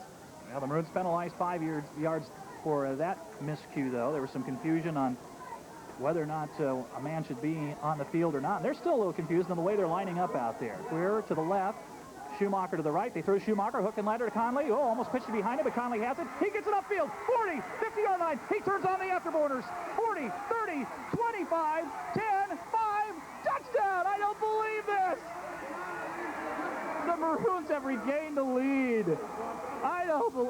I'm out of here. I can't take any more of this. Hook and ladder by the Maroons. Monticello scored on one like that. And this one, Phil, did you get that on camera? Oh, that was real pretty with the ball behind his helmet. The pitch was behind him by Schumacher, or at least Ryan was running so fast he about outran the football. He caught the ball with one hand and had it plastered to the side of his helmet for a moment. Then he pulled it down and started running with it. I can't believe what's going on here. I was really scared when I saw that pitch. It looked like Conley overran it. He caught it with one hand against, he kind of trapped it against his helmet, and he ran 69 yards for the score. They kick this time. Will they get through there? Boy, it just gets through there that time for Courts. Not a lot of distance that time, but he gets it through there. So Clinton has regained the lead, and they're up by 2 with 2:05 to go in the third quarter play. I'm out of paper to write this down on. We'll take timeout. Timeout on the field. 2:05 to go in the third quarter play. Clinton leads 35-33. This is going to be interesting to see what kind of strategy the Maroons use on this kickoff. We have a Clinton player that's down. I think it's Ryan Conley after making that long run. He's off the side of the field, but they're holding up play while they tend to him. Now he's back on his feet.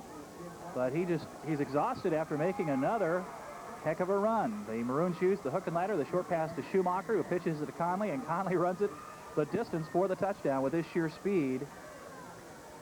Is it leg cramps? Leg cramps on Conley. That's what we were guessing with this hot weather. Now we got to see what does Carl Courts do here on this kickoff. I mean, you don't want to kick it high and deep. You just don't want to kick it high and deep. You want to just kick it down there in the middle of the field and cover it, right? I'd kick it to one of the up men. Attaway has certainly shown that he can take one back. He's take 2 back, so I'd kick it to one of the up men, I would believe. What a nutty game it's been. Here's Courts approaching the football. We're late in the third quarter play, and Clinton leads. He kicked it deep, but he kicked it to the other guy this time. Johnston, 10, 15, fakes the handoff the other way, and the Maroons get down and cover it this time. Boy, if he'd gotten around a corner, it would have been big trouble, but Wes Graves was there, and I think Clyde Leggett in the vicinity, and those two combined to make the tackle and cut it down. Well, the big thing on that is the Maroons didn't bite the fake away there, and Wes just kept going toward his man, and if he would have got to the outside, he could have ran that back, but the Maroons did a nice job there stuffing him. 16-yard line for Monticello, so they're going to start rather deep. Still a minute and 50 to go in the third quarter of play. See, this game started about 7 o'clock. We've played, an hour and 45 minutes, not, of course, straight through, counting halftime. But this game is taking a long time to play with the type of action we've had, all these points scored. They're going to get a pretty good carry on first down. Ijam steps up and makes the tackle, but not until after a pretty good first down run. I believe that was Nathaniel Allball that time. And he's about a yard short of a first down. He's out to about the 25-yard line, and 2nd and 1 coming up. And these two teams just continue to move it up and down the field. At halftime, it was 21-14 in favor of Monticello. So have we had a few points scored? Clinton has scored 21. Monticello has scored 12 in this third quarter of play. Well, neither one of these teams is really stopping the other. It's just the offensive and the special teams marching down the field. Down to about a minute to go in the third period of play. Dawson under center with the long call. And he will keep it. Has a first down yardage, trying to get around the corner. Does so. Up to the 40-yard line and run out of bounds. The official will spot him out of bounds where? At about the 44-yard line. A big carry there, maybe closer to the 43. But it's another Monticello first down and a bunch more from the 25.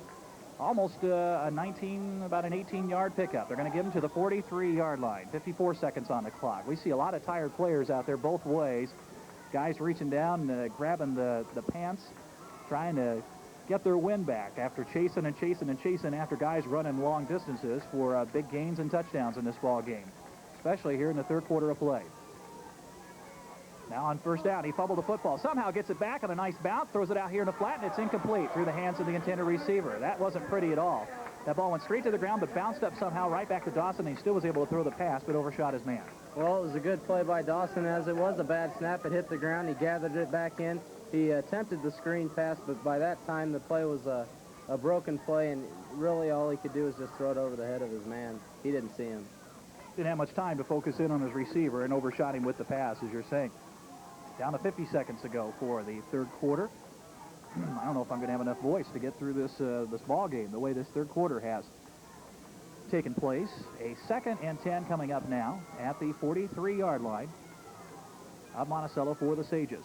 Dawson with the I formation. Wide receivers both ways. He's going to roll out left, looking downfield. Schumacher's got coverage. He'll run with the football. Clyde Leggett steps up there, but takes a hand right in the face from the quarterback. Dawson made a good stiff arm on him and gets first down yardage and lots more into Clinton territory before he's brought down in the secondary by Schumacher inside the 35, close to the 35-yard line, maybe the 34. Did you see the stiff arm Dawson put on Leggett here about the 45-yard line? That was a vicious stiff arm. It knocked Clyde Leggett right to the ground, and after he got around Clyde, he had to wait to the secondary to get a man on him. Great play by Dawson. Well, that's perfectly legal. He just reached right up and gave him the stiff arm right up in the helmet area. Probably got up and wasn't too happy about it. Not much you can do about it except strap that helmet on a little tighter and go after it again. 34-yard line now of Clinton. Monticello moving the football again. They have a first down and 10.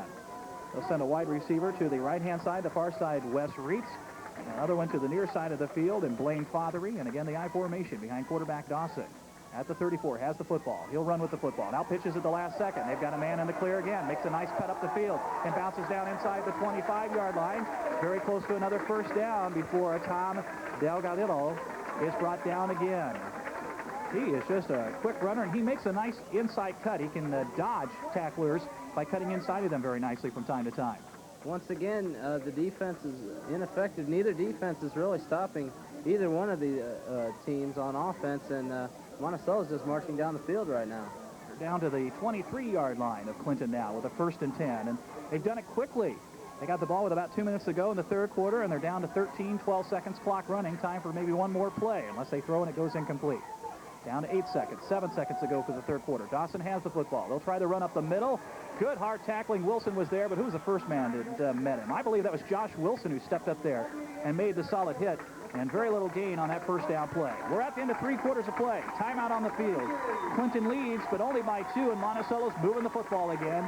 It's Clinton 35, Monticello 33. More and more people are shopping Dave's Food Basket. Let's ask our customers why.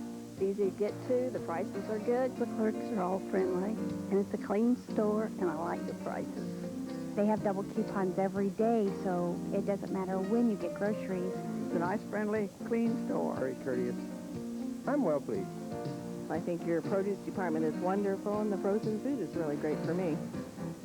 There you have it. More good reasons to shop Dave's Food Basket.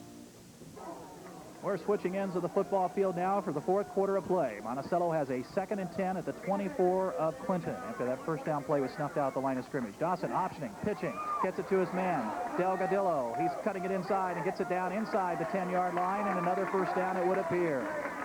Once they're able to make that pitch, they're off to the races, it would appear, with those backs out of the backfield, and that's another quick 12-yard pickup at least, maybe close to 14 or so. And a first down for Monticello. They are at the 10-yard line. I think they can get another first down if need be right before the goal line. They're about 2 feet short of the goal line with that first down marker on the far side of the field. So first and 10 just outside the 10-yard line. Well, that was an option left to Delgadillo, and Monticello is really finding success on that left side. They might, if they keep running behind it, they might get in the end zone. Dawson has it up behind center now, waiting to snap from center. Has the football.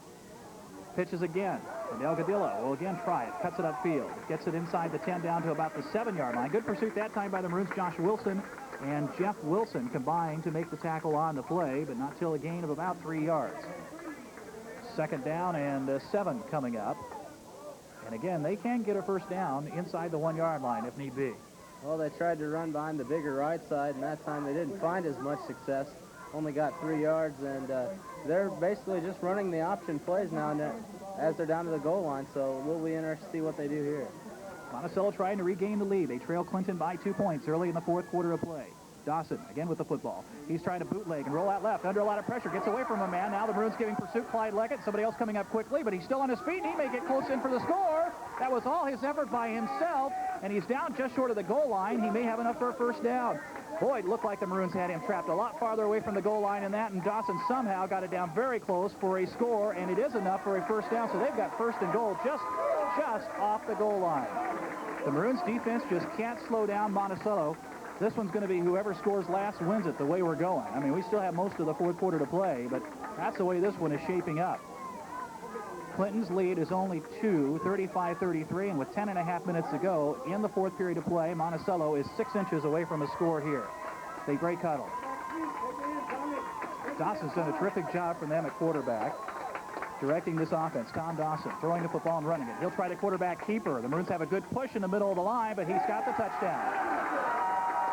It was a long time before we saw the signal, but Monticello has regained the lead 39-35 on the 1-yard quarterback keeper by Dawson. It really looks like it's going to come down to the last team on offense. You know, both teams are kind of scoring at will right now. It was just a quick QB keeper up the middle, and Dawson found a hole for the score. Not much more you can say than that. It was just a typical quarterback keeper, and Dawson punches it in. And Monticello again leads. And they'll probably go for 2 to try to get it up to a 6-point lead. Dawson's up under center again to try to go for the 2-point conversion. The Maroons stopped one of these earlier. Dawson awaiting the snap. Has the football, dropping straight back, firing from the right corner. High lofted pass, and it looks like the catch is made. It is. 2-point conversion good to Blaine Fothery on the timing. He makes the catch, and Monticello's back up by 6, 41-35. Keep in mind, a long way to go in this ball game. 10 minutes and 8 seconds to play. In the fourth quarter, we'll take time out with Monticello leading Clinton 41-35.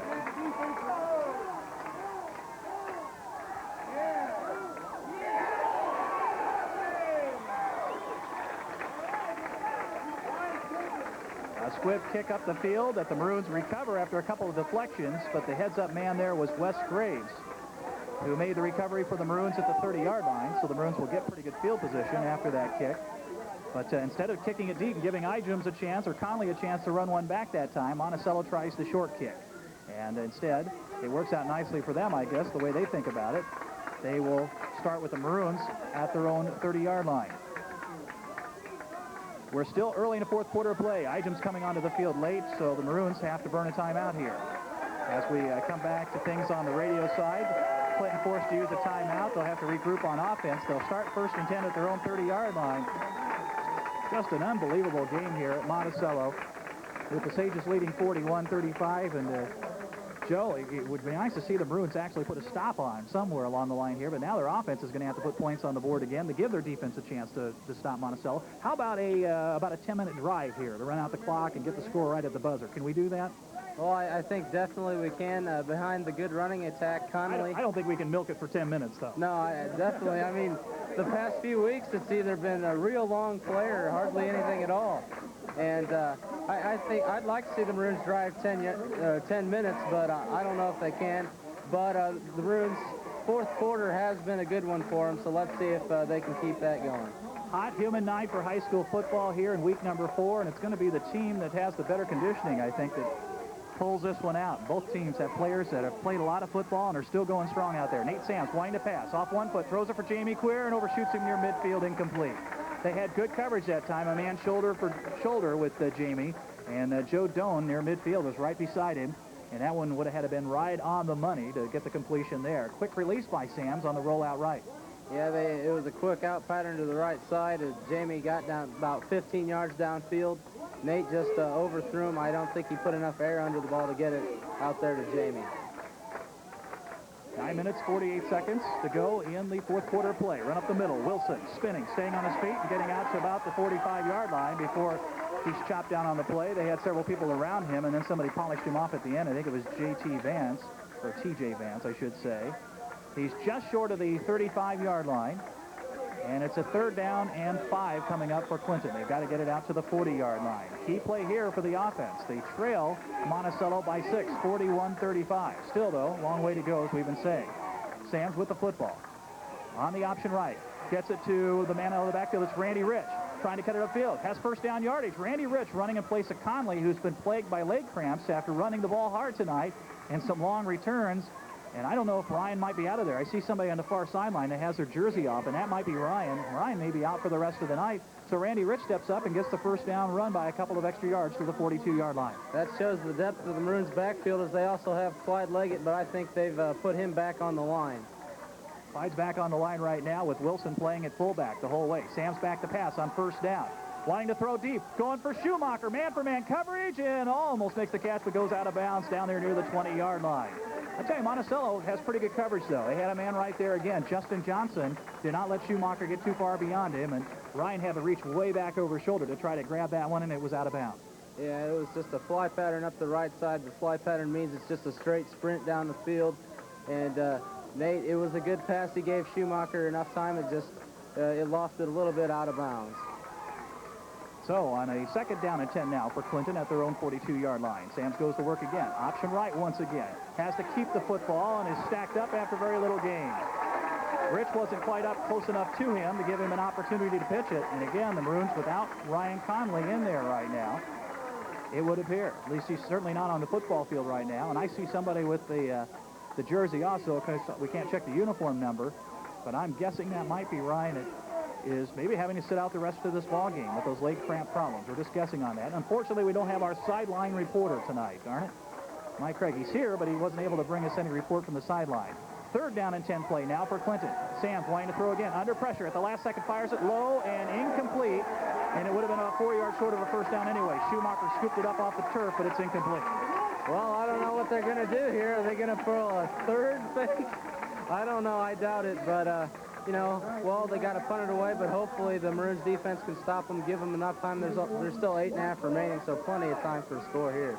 Well, Conley's not in there, so he's not going to be the man they're going to throw to if they throw in this punting situation. But you can bet they're going to be paying attention to Randy Rich, who lines up out here where Ryan was earlier. Sams at his own 30, has the snap. He will kick the football under pressure, and it might have been partially deflected. Not a typical high kick. Gets a good roll, though. Picked up on the run, though, and returned to about the 36-yard line, and still running hard to the 37-yard line. On the return was Billy Walden of Monticello. So they're going to get pretty good field position out of that at about their own 37. Here's where the Maroons defense has to come up big. You hope guys like Dave Lummel and Ross Watland, some of those seniors in there, can get the underclassmen pumped up, and you got to have a stop here.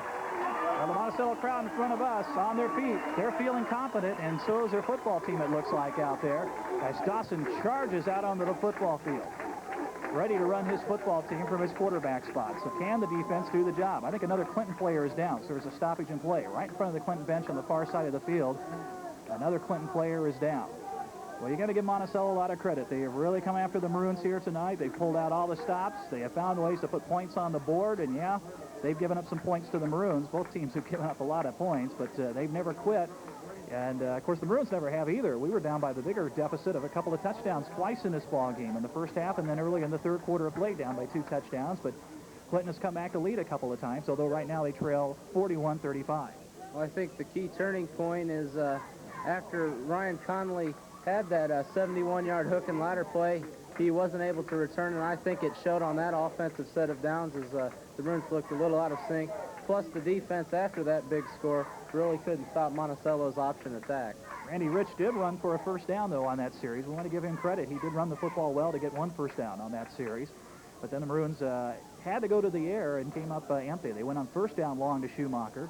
And then on the 3rd down play, tried to throw over Schumacher, to Schumacher over the middle. Nate Sams has been forced to pass the ball a lot more tonight than he has in previous ball games, right? Yes, he has 21 attempts so far, and that's easily the most he's had in the game this year. Can the Maroon defense stop Monticello? The Sages lead by 6, so Clinton has to stop them here with 8 minutes to go in the 4th quarter of play and get the ball back. Could use a turnover. Here's Dawson trying to run with it. They cover him well. Wilson is there. Jeff Wilson, that is. And Clyde Leggett comes up on the pile. No, excuse me. That's somebody else, I believe, for the Maroons. Let me just double check it. Yes, it's Casey Hicks, who was the man that came off there. Another guy that has a 0 on his shirt. Yeah, Jeff Wilson and Casey Hicks did a good job there as they just stopped Dawson. He just ran straight down the line of scrimmage, and Casey beat his defensive counterpart and just sacked the quarterback. No gain on the play. 2nd and 10 coming up. Monticello has wide receivers both ways. Travis Butler to the right-hand side. Another man to the far side. I believe that's Blaine Fothery. He's dangerous. They'll pitch it and try to get around the corner again. Maroons giving chase, but good carry of about 7 yards or so. It seems like every time Tom Delgadillo gets the football, well, I'm in trouble with that, aren't I?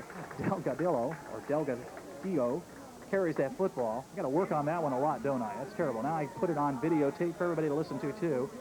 It makes good things happen for Monticello. A gain of about 6. 3rd and 4 coming up, it would appear. Yes, Monticello is really working those sweeps well, as it looks like Delgadillo gets a nice burst when he gets around the line, and he looks pretty speedy once he gets outside of the offensive line blocking. They're taking a lot of time, and maybe too much time if they don't snap the football soon. 3rd down and a long 4 for the Sages. They're at their own 44-yard line. They got to get it close to midfield to their own 48, and they draw the Maroons offsides. How many times have we done that to other teams But it even drew the veteran David Lemmel offsides, and he is just beside himself, but he wasn't the only one that came across there. The Maroons are trying so hard, they're trying too hard. The defense wanted to make a stop, but the 5-yard penalty is just enough for a first down, I believe. Well, the officials are looking it over. I thought they only needed about 4.5, but yeah, it is a first down at the 48-yard line. So the Maroons, again, will have to try to regroup. That's a great call by Dawson, drawing him offsides. Yeah, it was the good hard count. He drew like not only one man, but about 4 or 5 on that front line, and they were just all jumping across. But now it's at midfield. You have to stop Monticello here. You can't let them drive anymore. 6.5, actually down to 6:20 to go in the ballgame, time-wise, and Clinton trails by 6. So Monticello on the drive, approaching midfield, and Dawson with 2 wide receivers to the right-hand side this time. Dawson option right, stepping back, wanting to pitch it, keeping the football, getting a block out front, still being chased and run out of bounds on the Monticello bench. The man giving good pursuit the whole way was Brad Earl, giving chase. Now Bob Igems is down near midfield, and he's suffering from leg cramps, and one of his teammates attending to him, but he's back up on his feet quickly. So Bob's going to stay in there. It doesn't stop play. Gain of only about a yard. 2nd and 9 coming up. Well, the Maroons played the option right good that time, as you have to play both the quarterback and the running back, and Brad Earl took the quarterback, Wes Graves took the running back, and they just forced Dawson out of bounds as he ran out of field. Wish I could see somebody just knock the ball out of his hands and pick it up and run it in for a touchdown. Monticello did that to the Maroons, and Nate Sams in the first half for one of their scores. But Monticello's taking good care of the football. Dawson leading the way from the quarterback spot. Short drop, quick pass, got an open man, got the completion, has the first down.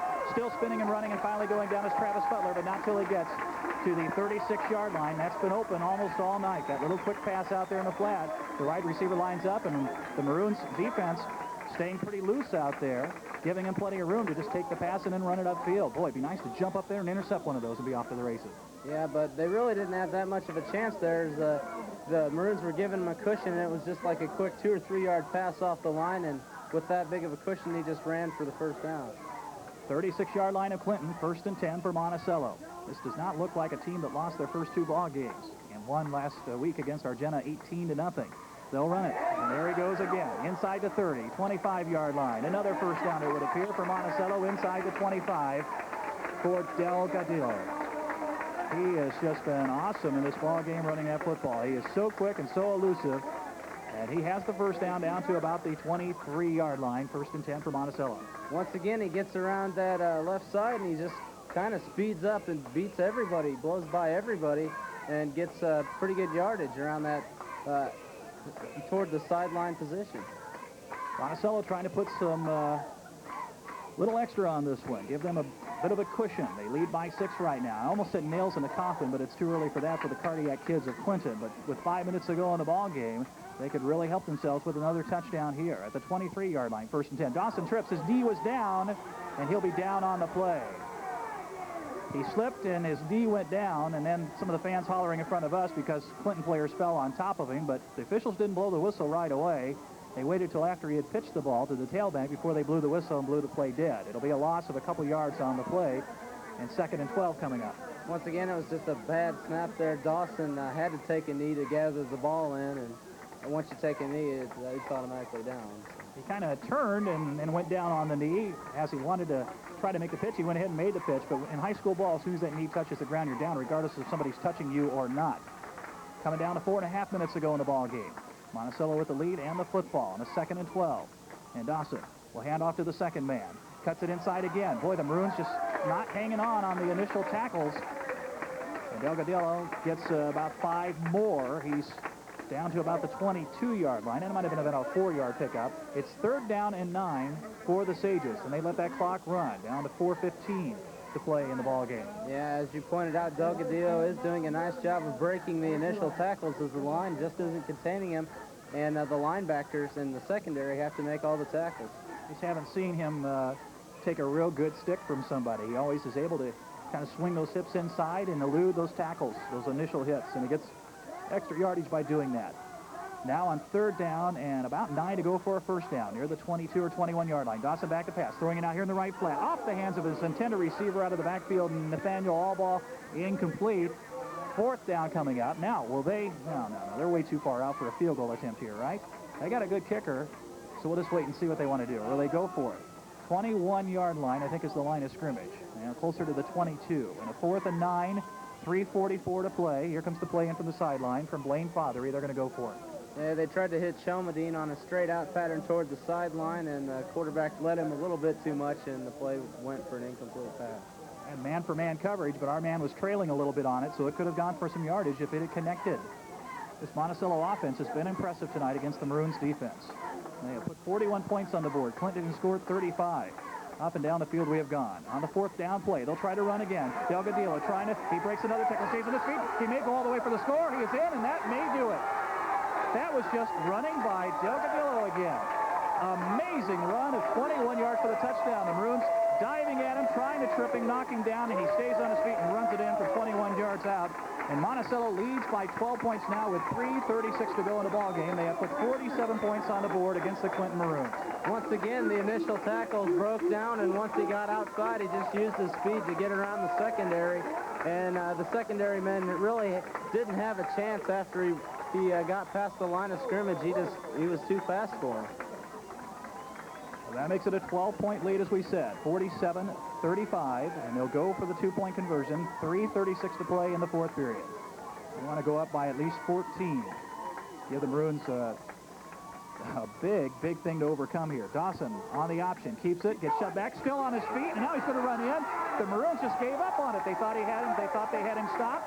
He looked like he was stopped. No whistle blew, and then he bounces out of there and runs it in the corner of the end zone for the 2-point conversion. Monticello, at this point, looks like they want it worse. And I've never seen that out of this group of Clinton Maroons before. There's still 3:36 to play, but the Maroons have to be the amazing Cardiac Kids now to overcome a 14-point deficit. We'll see what they do. We'll be back with the kickoff by Monticello in just a moment. And then had it not jarred out of his hands before it went down. He got it back, but it's a loss of about 3 yards on the play. 3rd and 11 coming up, and they're up to the line of scrimmage in a hurry. You really can't fault the offensive line. That's just a coverage sack, as the Monticello secondary did a nice job of covering up the Maroons wide receivers. Trips to the left side this time for the Maroons. Sam's back to pass again. Gets good coverage. And the pass is thrown up for grabs. It's intercepted by Monticello at midfield. They may get a run back on it. To the 35, 30-yard line. The man's still on his feet. Then gets knocked down. He fumbles the football. And still loose, and I think the Maroons might have got it back. They had an interception, Monticello did, but the ball comes loose, and who recovered the football? Casey Hicks, I think, got back on top of the football for the Maroons. The interception was made at midfield by one of the Sages. He had a good run back on it, and then a Maroon is hurt on the play where the tackle was made. I think that was Joe Doan who made the pick near midfield. He ran it all the way down to the 25-yard line, but when he was tackled, the ball sprung loose, and the Maroons have recovered at their own 18-yard line. But we're going the wrong way here on that exchange. A couple of turnovers by both teams on that particular series if it stands up. Yeah, it was a nice play by Doan as Sam's just kind of left the ball up in the air. I think he threw it a little bit too quickly, and Doan just reached up and found it. I think we had a penalty on the play, a clip against Monticello, but the Maroons declined the penalty because they want the football back on the fumble. So they will get the football back and wave off the penalty, but they'll start from their own 18-yard line, and we're down to 2 minutes and 35 seconds to go in the ball game. This has been kind of an ugly ball game at times. That 3rd quarter was one of the most, unreal periods of play that I have ever seen, with touchdowns scored by both teams on hook and ladders and on kickoff returns and crazy stuff like that. Let's see. We still have a Clinton player down on the field near the 22-yard line being attended to kind of near the Monticello bench. And they're tending to his legs. Hopefully nothing serious. Hopefully another case of leg cramps here in this hot and humid Friday night in week number 4. If the Maroons can't pull this one out, and with only 2 minutes and 35 seconds left, and down by 2 touchdowns, it would seem obvious to some people that would be the case, but to us and what we've seen the Maroons do against Unity and against Olympia, I hate to count them out, but this would be their first loss of the year and would put them at a 1-1 in conference play also. And Monticello would even up their record at 2-2. It was Schumacher. He's back up on his feet. Schumacher, the injured player for the Maroons. Yeah, you can't count the Maroons out after what they've done the first 2 weeks of the season. There still might be a few big plays left in this game. You never know. Again, Ryan Schumacher has been out most of this 4th quarter after scoring a touchdown early in the period to put the Maroons up. He went out of the ball game. He had been down a couple of times with what appeared to be leg cramps, and he just must have finally strained something too much, and he's been on the sideline with the jersey off. Maroons have only one back in the backfield as Schumacher makes his way off to the sideline. That's Jeff Wilson, and they've got a bunch of receivers out there. And he'll throw quickly over the middle. The catch is made by Wes Graves. He's tackled immediately, gets it out to the 27-yard line.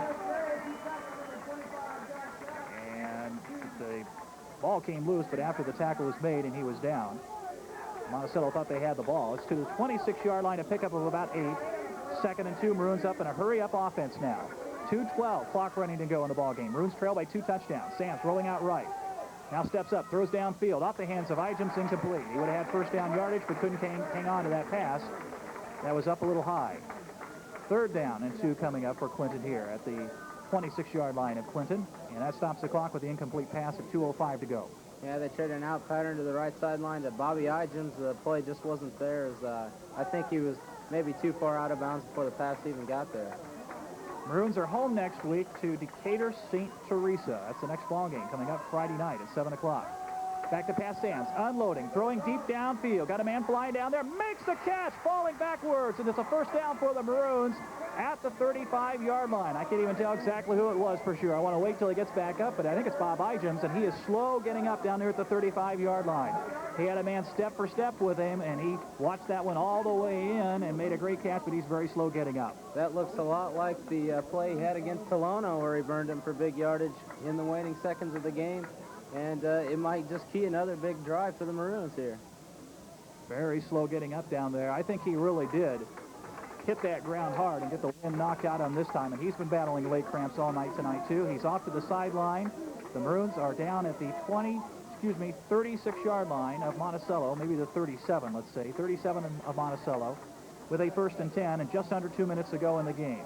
They need to get back within a touchdown if they can score here.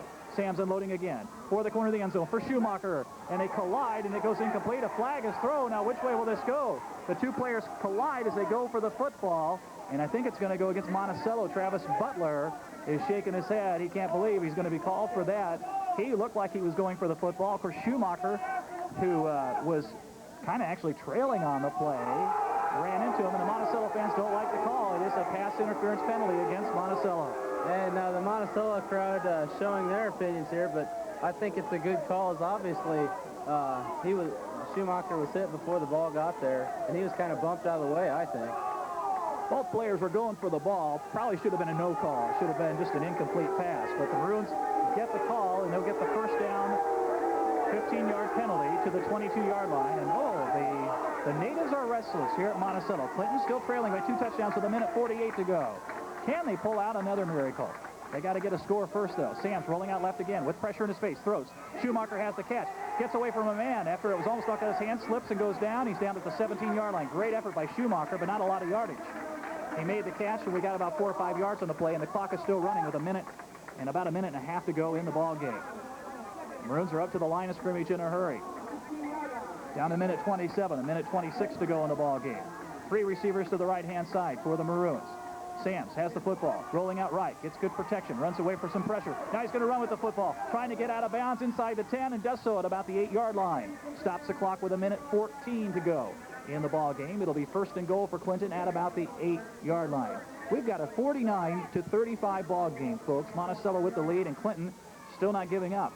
Their defense has given up a lot of points in this ball game, and they're somehow going to have to come up with a stop or an onside kick recovered by Clinton if Clinton can score here.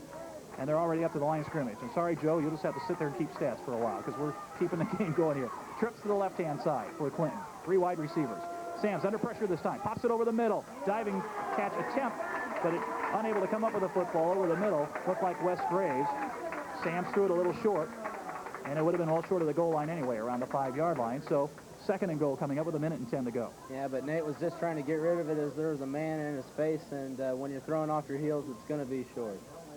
Don't forget tomorrow morning at 9:30 on WHOW Radio, Coach's Corner with Coach Chuck Nagel. We still don't know what that conversation is going to be like because this game's still up for grabs. 2nd and goal from near the 9 or 8-yard line. Looks like closer to the 9 for Clinton. Sands fakes the handoff, looks left, fires down the left-hand side, another collision, and the pass is incomplete, intended for Shane Van Fossen, who got tangled up with the wide receiver a little bit there and went down. Travis Butler was step for step with him, and Shane got tangled up and fell down to the turf, and the official kind of glanced back and then waved his arms incomplete on that one. So 3rd down and goal coming up at the 9. Yeah, I don't think there was any penalty there. It's just I think Shane Van Fossen slipped. Lance Taylor, Bob Igems, going to the right-hand side. Schumacher to the left-hand side. Split backfield. Sams rolling out left. Waiting the last second, looking for Schumacher to get open, has to run with the football, goes down hard at the 5-yard line, and the clock will keep running. 54 seconds left to play. Ryan could not get open. He was the man they wanted to get the ball to, but the Sages had good coverage, and Clinton has to use a timeout. We'll keep it right here. Timeout with 48 seconds to go in the ball game. Monticello leads 49-35. They're feeling pretty comfortable. But Clinton still trying to put a touchdown on the board and have one more chance to come back in this ball game. Yes, they tried to run that same play they did against Kelowna, where Schumacher runs toward the corner of the end zone. Just great coverage by the Sages, and Nate Sams just had to take the ball and try to get a good gain out of it. Well, you have to give the Sages credit. Their coaching staff, they obviously scouted the Maroons very well. They went over the tapes very closely. And they have done some things that no other team has done so far this year to the Maroons. And that has made, even though the Maroons have scored 35 points here, made things very difficult on them for them to put some points on the board. It's taken some very big plays by Clinton, some long kickoff returns by Bob Igens and so on. And also, they have found a way to put points on the board against our defense. Well, a lot of people might have took Monticello lightly before this game, but they've always showed Clinton a tough game. And this one is a very tough game. A resurrection of their program possibly occurring here tonight after a 0-9 year last year for Monticello. 4th and goal from the 5. Sams rolling out right. He's going to run with the football, trying to get to the right corner of the end zone. Somebody comes up, hits him, but he dives in for the score, and it stops the clock with 41 seconds left. Now the important conversion coming up also for the Maroons, a 5-yard touchdown run by Nate Sams. Yes, he just ran for the corner of the end zone as all of his wide receivers were once again covered. And that time he didn't have any wide receivers coming back to the ball. They were all going one way, and he was going the other. So he did the best play he could with just taking it and running it in.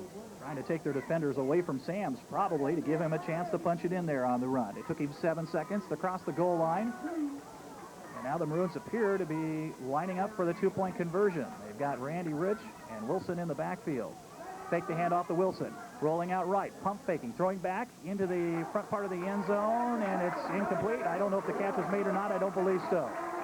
It did not get in there. Schumacher does not make the catch. And now with 41 seconds left, the Maroons trail by 8. They can still, with a score and a 2-point conversion, tie it up and send it to overtime if they can get their hands on the football. But only 41 seconds left in the kickoff coming up. Well, it'll take more of some of the Maroons' magic here. Maybe the Cardiac Maroons might show up. I don't know. We'll have to see on this kickoff. Carl's going to have to kick one off of the Monticello, and hopefully Clinton can recover. And, you know, that'd be a very good play, and I hope it can happen, and the Maroons can go 4-0. Well, it would be the most amazing comeback of a season of amazing comebacks so far. First, the ball game against Olympia. Tie score, and the Maroons score late in that ball game to win. What, 23 seconds left? Then the Unity game. Give up a touchdown around the 50-second mark and march it downfield and score with less than 10 seconds left to pull out that ball game. Last week, a breather against Warrensburg-Latham. But now the Maroons have scored almost as many points as they did against Warrensburg last week, yet they trail by 8, 49-41. And you know the Maroons are going to try an onside kick. Looks like they're setting it up here to the near side, the left side of the field. Quartz hasn't had too much practice in game situations with this. He kind of kicked one in that Unity ball game. It will go 10 yards. It bounces up high. The Maroons have a chance at the recovery. It's still loose on the ground. Igens has recovered the football. Bob Igens has recovered the football. He has recovered it at the 46-yard line. That ball took a weird infield hop, so to speak. Let's bring baseball back into things. Right before it went to 10 yards, bounced up high on one of the front line men for Monticello. Then it kicked off a couple of Clinton players in that vicinity. And finally, Igens scrambles and gets on top of the football. And Clinton has it with 37 seconds left. I can't believe my eyes. Here we go again, Larry. It's the fourth quarter. It's the Maroons. You never know what's going to happen. Maroons need a touchdown and a 2-point conversion to send it to overtime. Sams rolling out right, looking downfield, under pressure. He's going to try to just get out of bounds. And he does so after a pickup of 3 or 4 yards on the play. Stops the clock with 26 seconds left. What are these guys trying to do to us? Oh, my. A pickup down to about the 44-yard line, a 3-yard gain, 2nd and 7 coming up, and the clock is stopped with 26 seconds remaining. The Maroons playing without Ryan Conley, it appears. He is out with an injury here in the second half of play of some sort. 1 back in the backfield, 3 wide receivers to the left-hand side. Schumacher, along with Rich and Eichens. And Sam's being pressured, under a lot of pressure. Going to be sacked. He throws it away. Incomplete. He was tackled by 2, and the official says incomplete pass. He threw it in the vicinity of one of the Maroons, supposedly. He just got rid of that one to prevent the sack, and the Maroons will keep the ball at the 44-yard line. And the clock stops on the incomplete pass with 19 seconds left. Well, that's a great play by Sam's to get rid of that football. Of course, they want the quarterback grounding the football call here, don't they? Yes, Monticello does want the grounding, but Schumacher was in the vicinity of that ball, so I don't think it was warranted. All right, 3rd down and 7. That's not real important. At the 44 of Monticello for Clinton. 19 seconds left to play. And Sam's up under center. Rolling out right this time. Sets up. Throws it deep for Schumacher at the goal line. Falling backwards. Knocked down. Incomplete. Not near the goal line. It's closer to the 10-yard line. And Johnston steps in front of him and knocks it away as Schumacher fell backwards and hit the turf. And it's 4th down coming up. But now they're just retrieving the football. I was just checking to make sure there was no penalties on the play. Brian Knutson is going to ask for a timeout. And his team gets the call from the official timeout with 11 seconds remaining. It's do or die time here now. 8-point lead for Monticello, 49-41. If anybody left this game early, they were crazy. Well, it comes down to this. You know, the Maroons have had 2 miraculous comebacks. I don't know if it's asking for too much here. Yes, it is. But go ahead and do it, guys. Yeah, well, I hope so. You never know with this team. They never count themselves out of it. 11 seconds is still plenty of time for these guys. Hey, Steve, nice radio on your shoulder there. I like that. Let's pass that message along to Steve down there. I don't see too many people carry television sets around on their shoulder like that. That's nice. All right, we're down to 11 seconds to go. Clinton has a 4th down, so they've got to get at least a 1st down here, but they have only 11 seconds left. What the Maroons need, obviously, but in case you're just tuning in for some reason, they need a touchdown, and then they need to get a 2-point conversion to tie this game at 49 and send us to overtime. Well, we know what these guys have done before. They have scored with less time than this. Not much less, but with less time than this. Can they do it again? They're at the 44 Monticello. Sam's dropping straight back. Setting up. Has time. Fires it downfield. Schumacher trying to get to it. He catches the ball! He's down to the 12-yard line. Do they have any timeouts remaining? The clock stops with 4 seconds left. I don't know if they have any timeouts remaining. Brian Knutson is way out in the field. He's directing traffic. The Maroons at the 12-yard line after Schumacher catches a deflected pass will have time for one more play. They can snap the ball and throw one more time. Can they score the touchdown from the 12? The clock is running. Get the snap off. They do just in time. This is the last play of regulation. Short pass. Wilson going for the goal line. He's going to be stopped at about the 5 or 6-yard line. The Maroons are stopped just a few yards short of pulling this one out, or at least sending it to overtime. And the fans here at Monticello are running on the field. They're feeling like they pulled the biggest upset they ever have. And here they come racing onto the field. And this one's in the history book. But, boy, the Maroons never quit again. Amazingly, they get within 5 yards of maybe pulling this game out, or at least sending it to overtime. Yes, once again, they never give up, and you have to give it to them for that. But you also have to give it to Monticello. They played a great ball game here. Their defense shut the Maroons down when they had to. And, you know, a lot of people might have looked and said, well, Clinton 3-0, Monticello 1-2. This isn't going to be a good game, but Monticello played their hearts out tonight and got a well-deserved victory. Yeah, but you got to give them credit. I tell you what, I have never smoked in my life, but I'm about ready to go get a pack of cigarettes and smoke the whole thing at one time right now. I mean, I need something to calm me down, because that's the kind of game it's been. Just absolutely insane. And the Maroons, with one last play, a short pass to Wilson out of the backfield, and he was running as hard as he could, but 3 Monticello players got there to tackle him, I think, around the 5-yard line, and the clock had run out. But the clock, they got that snap off with 1 second remaining to get that final play off, and somehow the Maroons almost scored on it, but Monticello made the play. Great high school football game here. We'll come back and recap it for you in a second.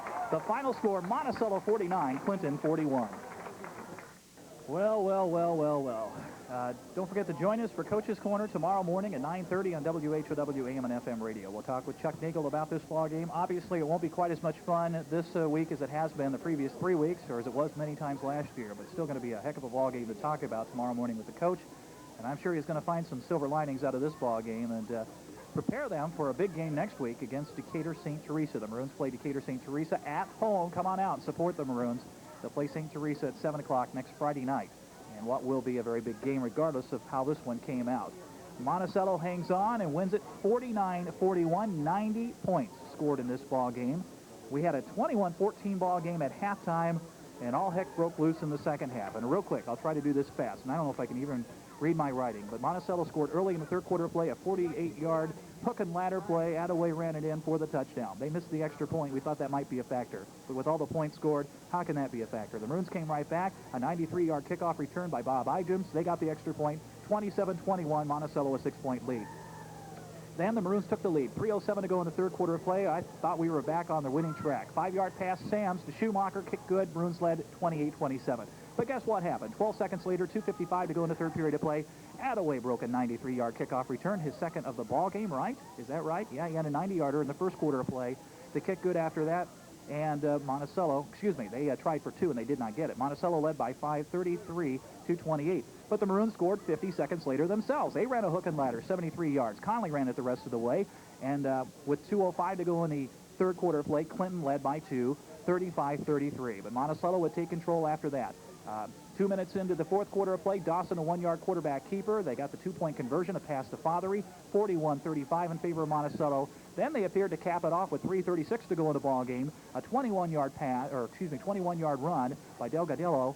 Dawson, a 2-point conversion run, which the Maroons kind of seemed to give up on just a little bit there. They had him stopped, and then he sprung loose and ran it in. They were up by 14, seemingly an insurmountable lead with 3:36 to go in the ball game, 49-35 Monticello. But Clinton moved it down the field, scored with 41 seconds left, a 5-yard run by Sams. They tried for 2, didn't get it. They trailed by 8, 49-41. They tried the onside kick, and Clinton's Bob Igems recovered at the 46-yard line of Monticello. They got it to the 44. The Maroons moved it on a first down pass, a deflected pass. Schumacher catching it, got it down to around the 12-yard line. And then the Maroons on the final play, as time ran out, got a pass completion to Wilson out of the backfield, but he was stopped near the 5-yard line.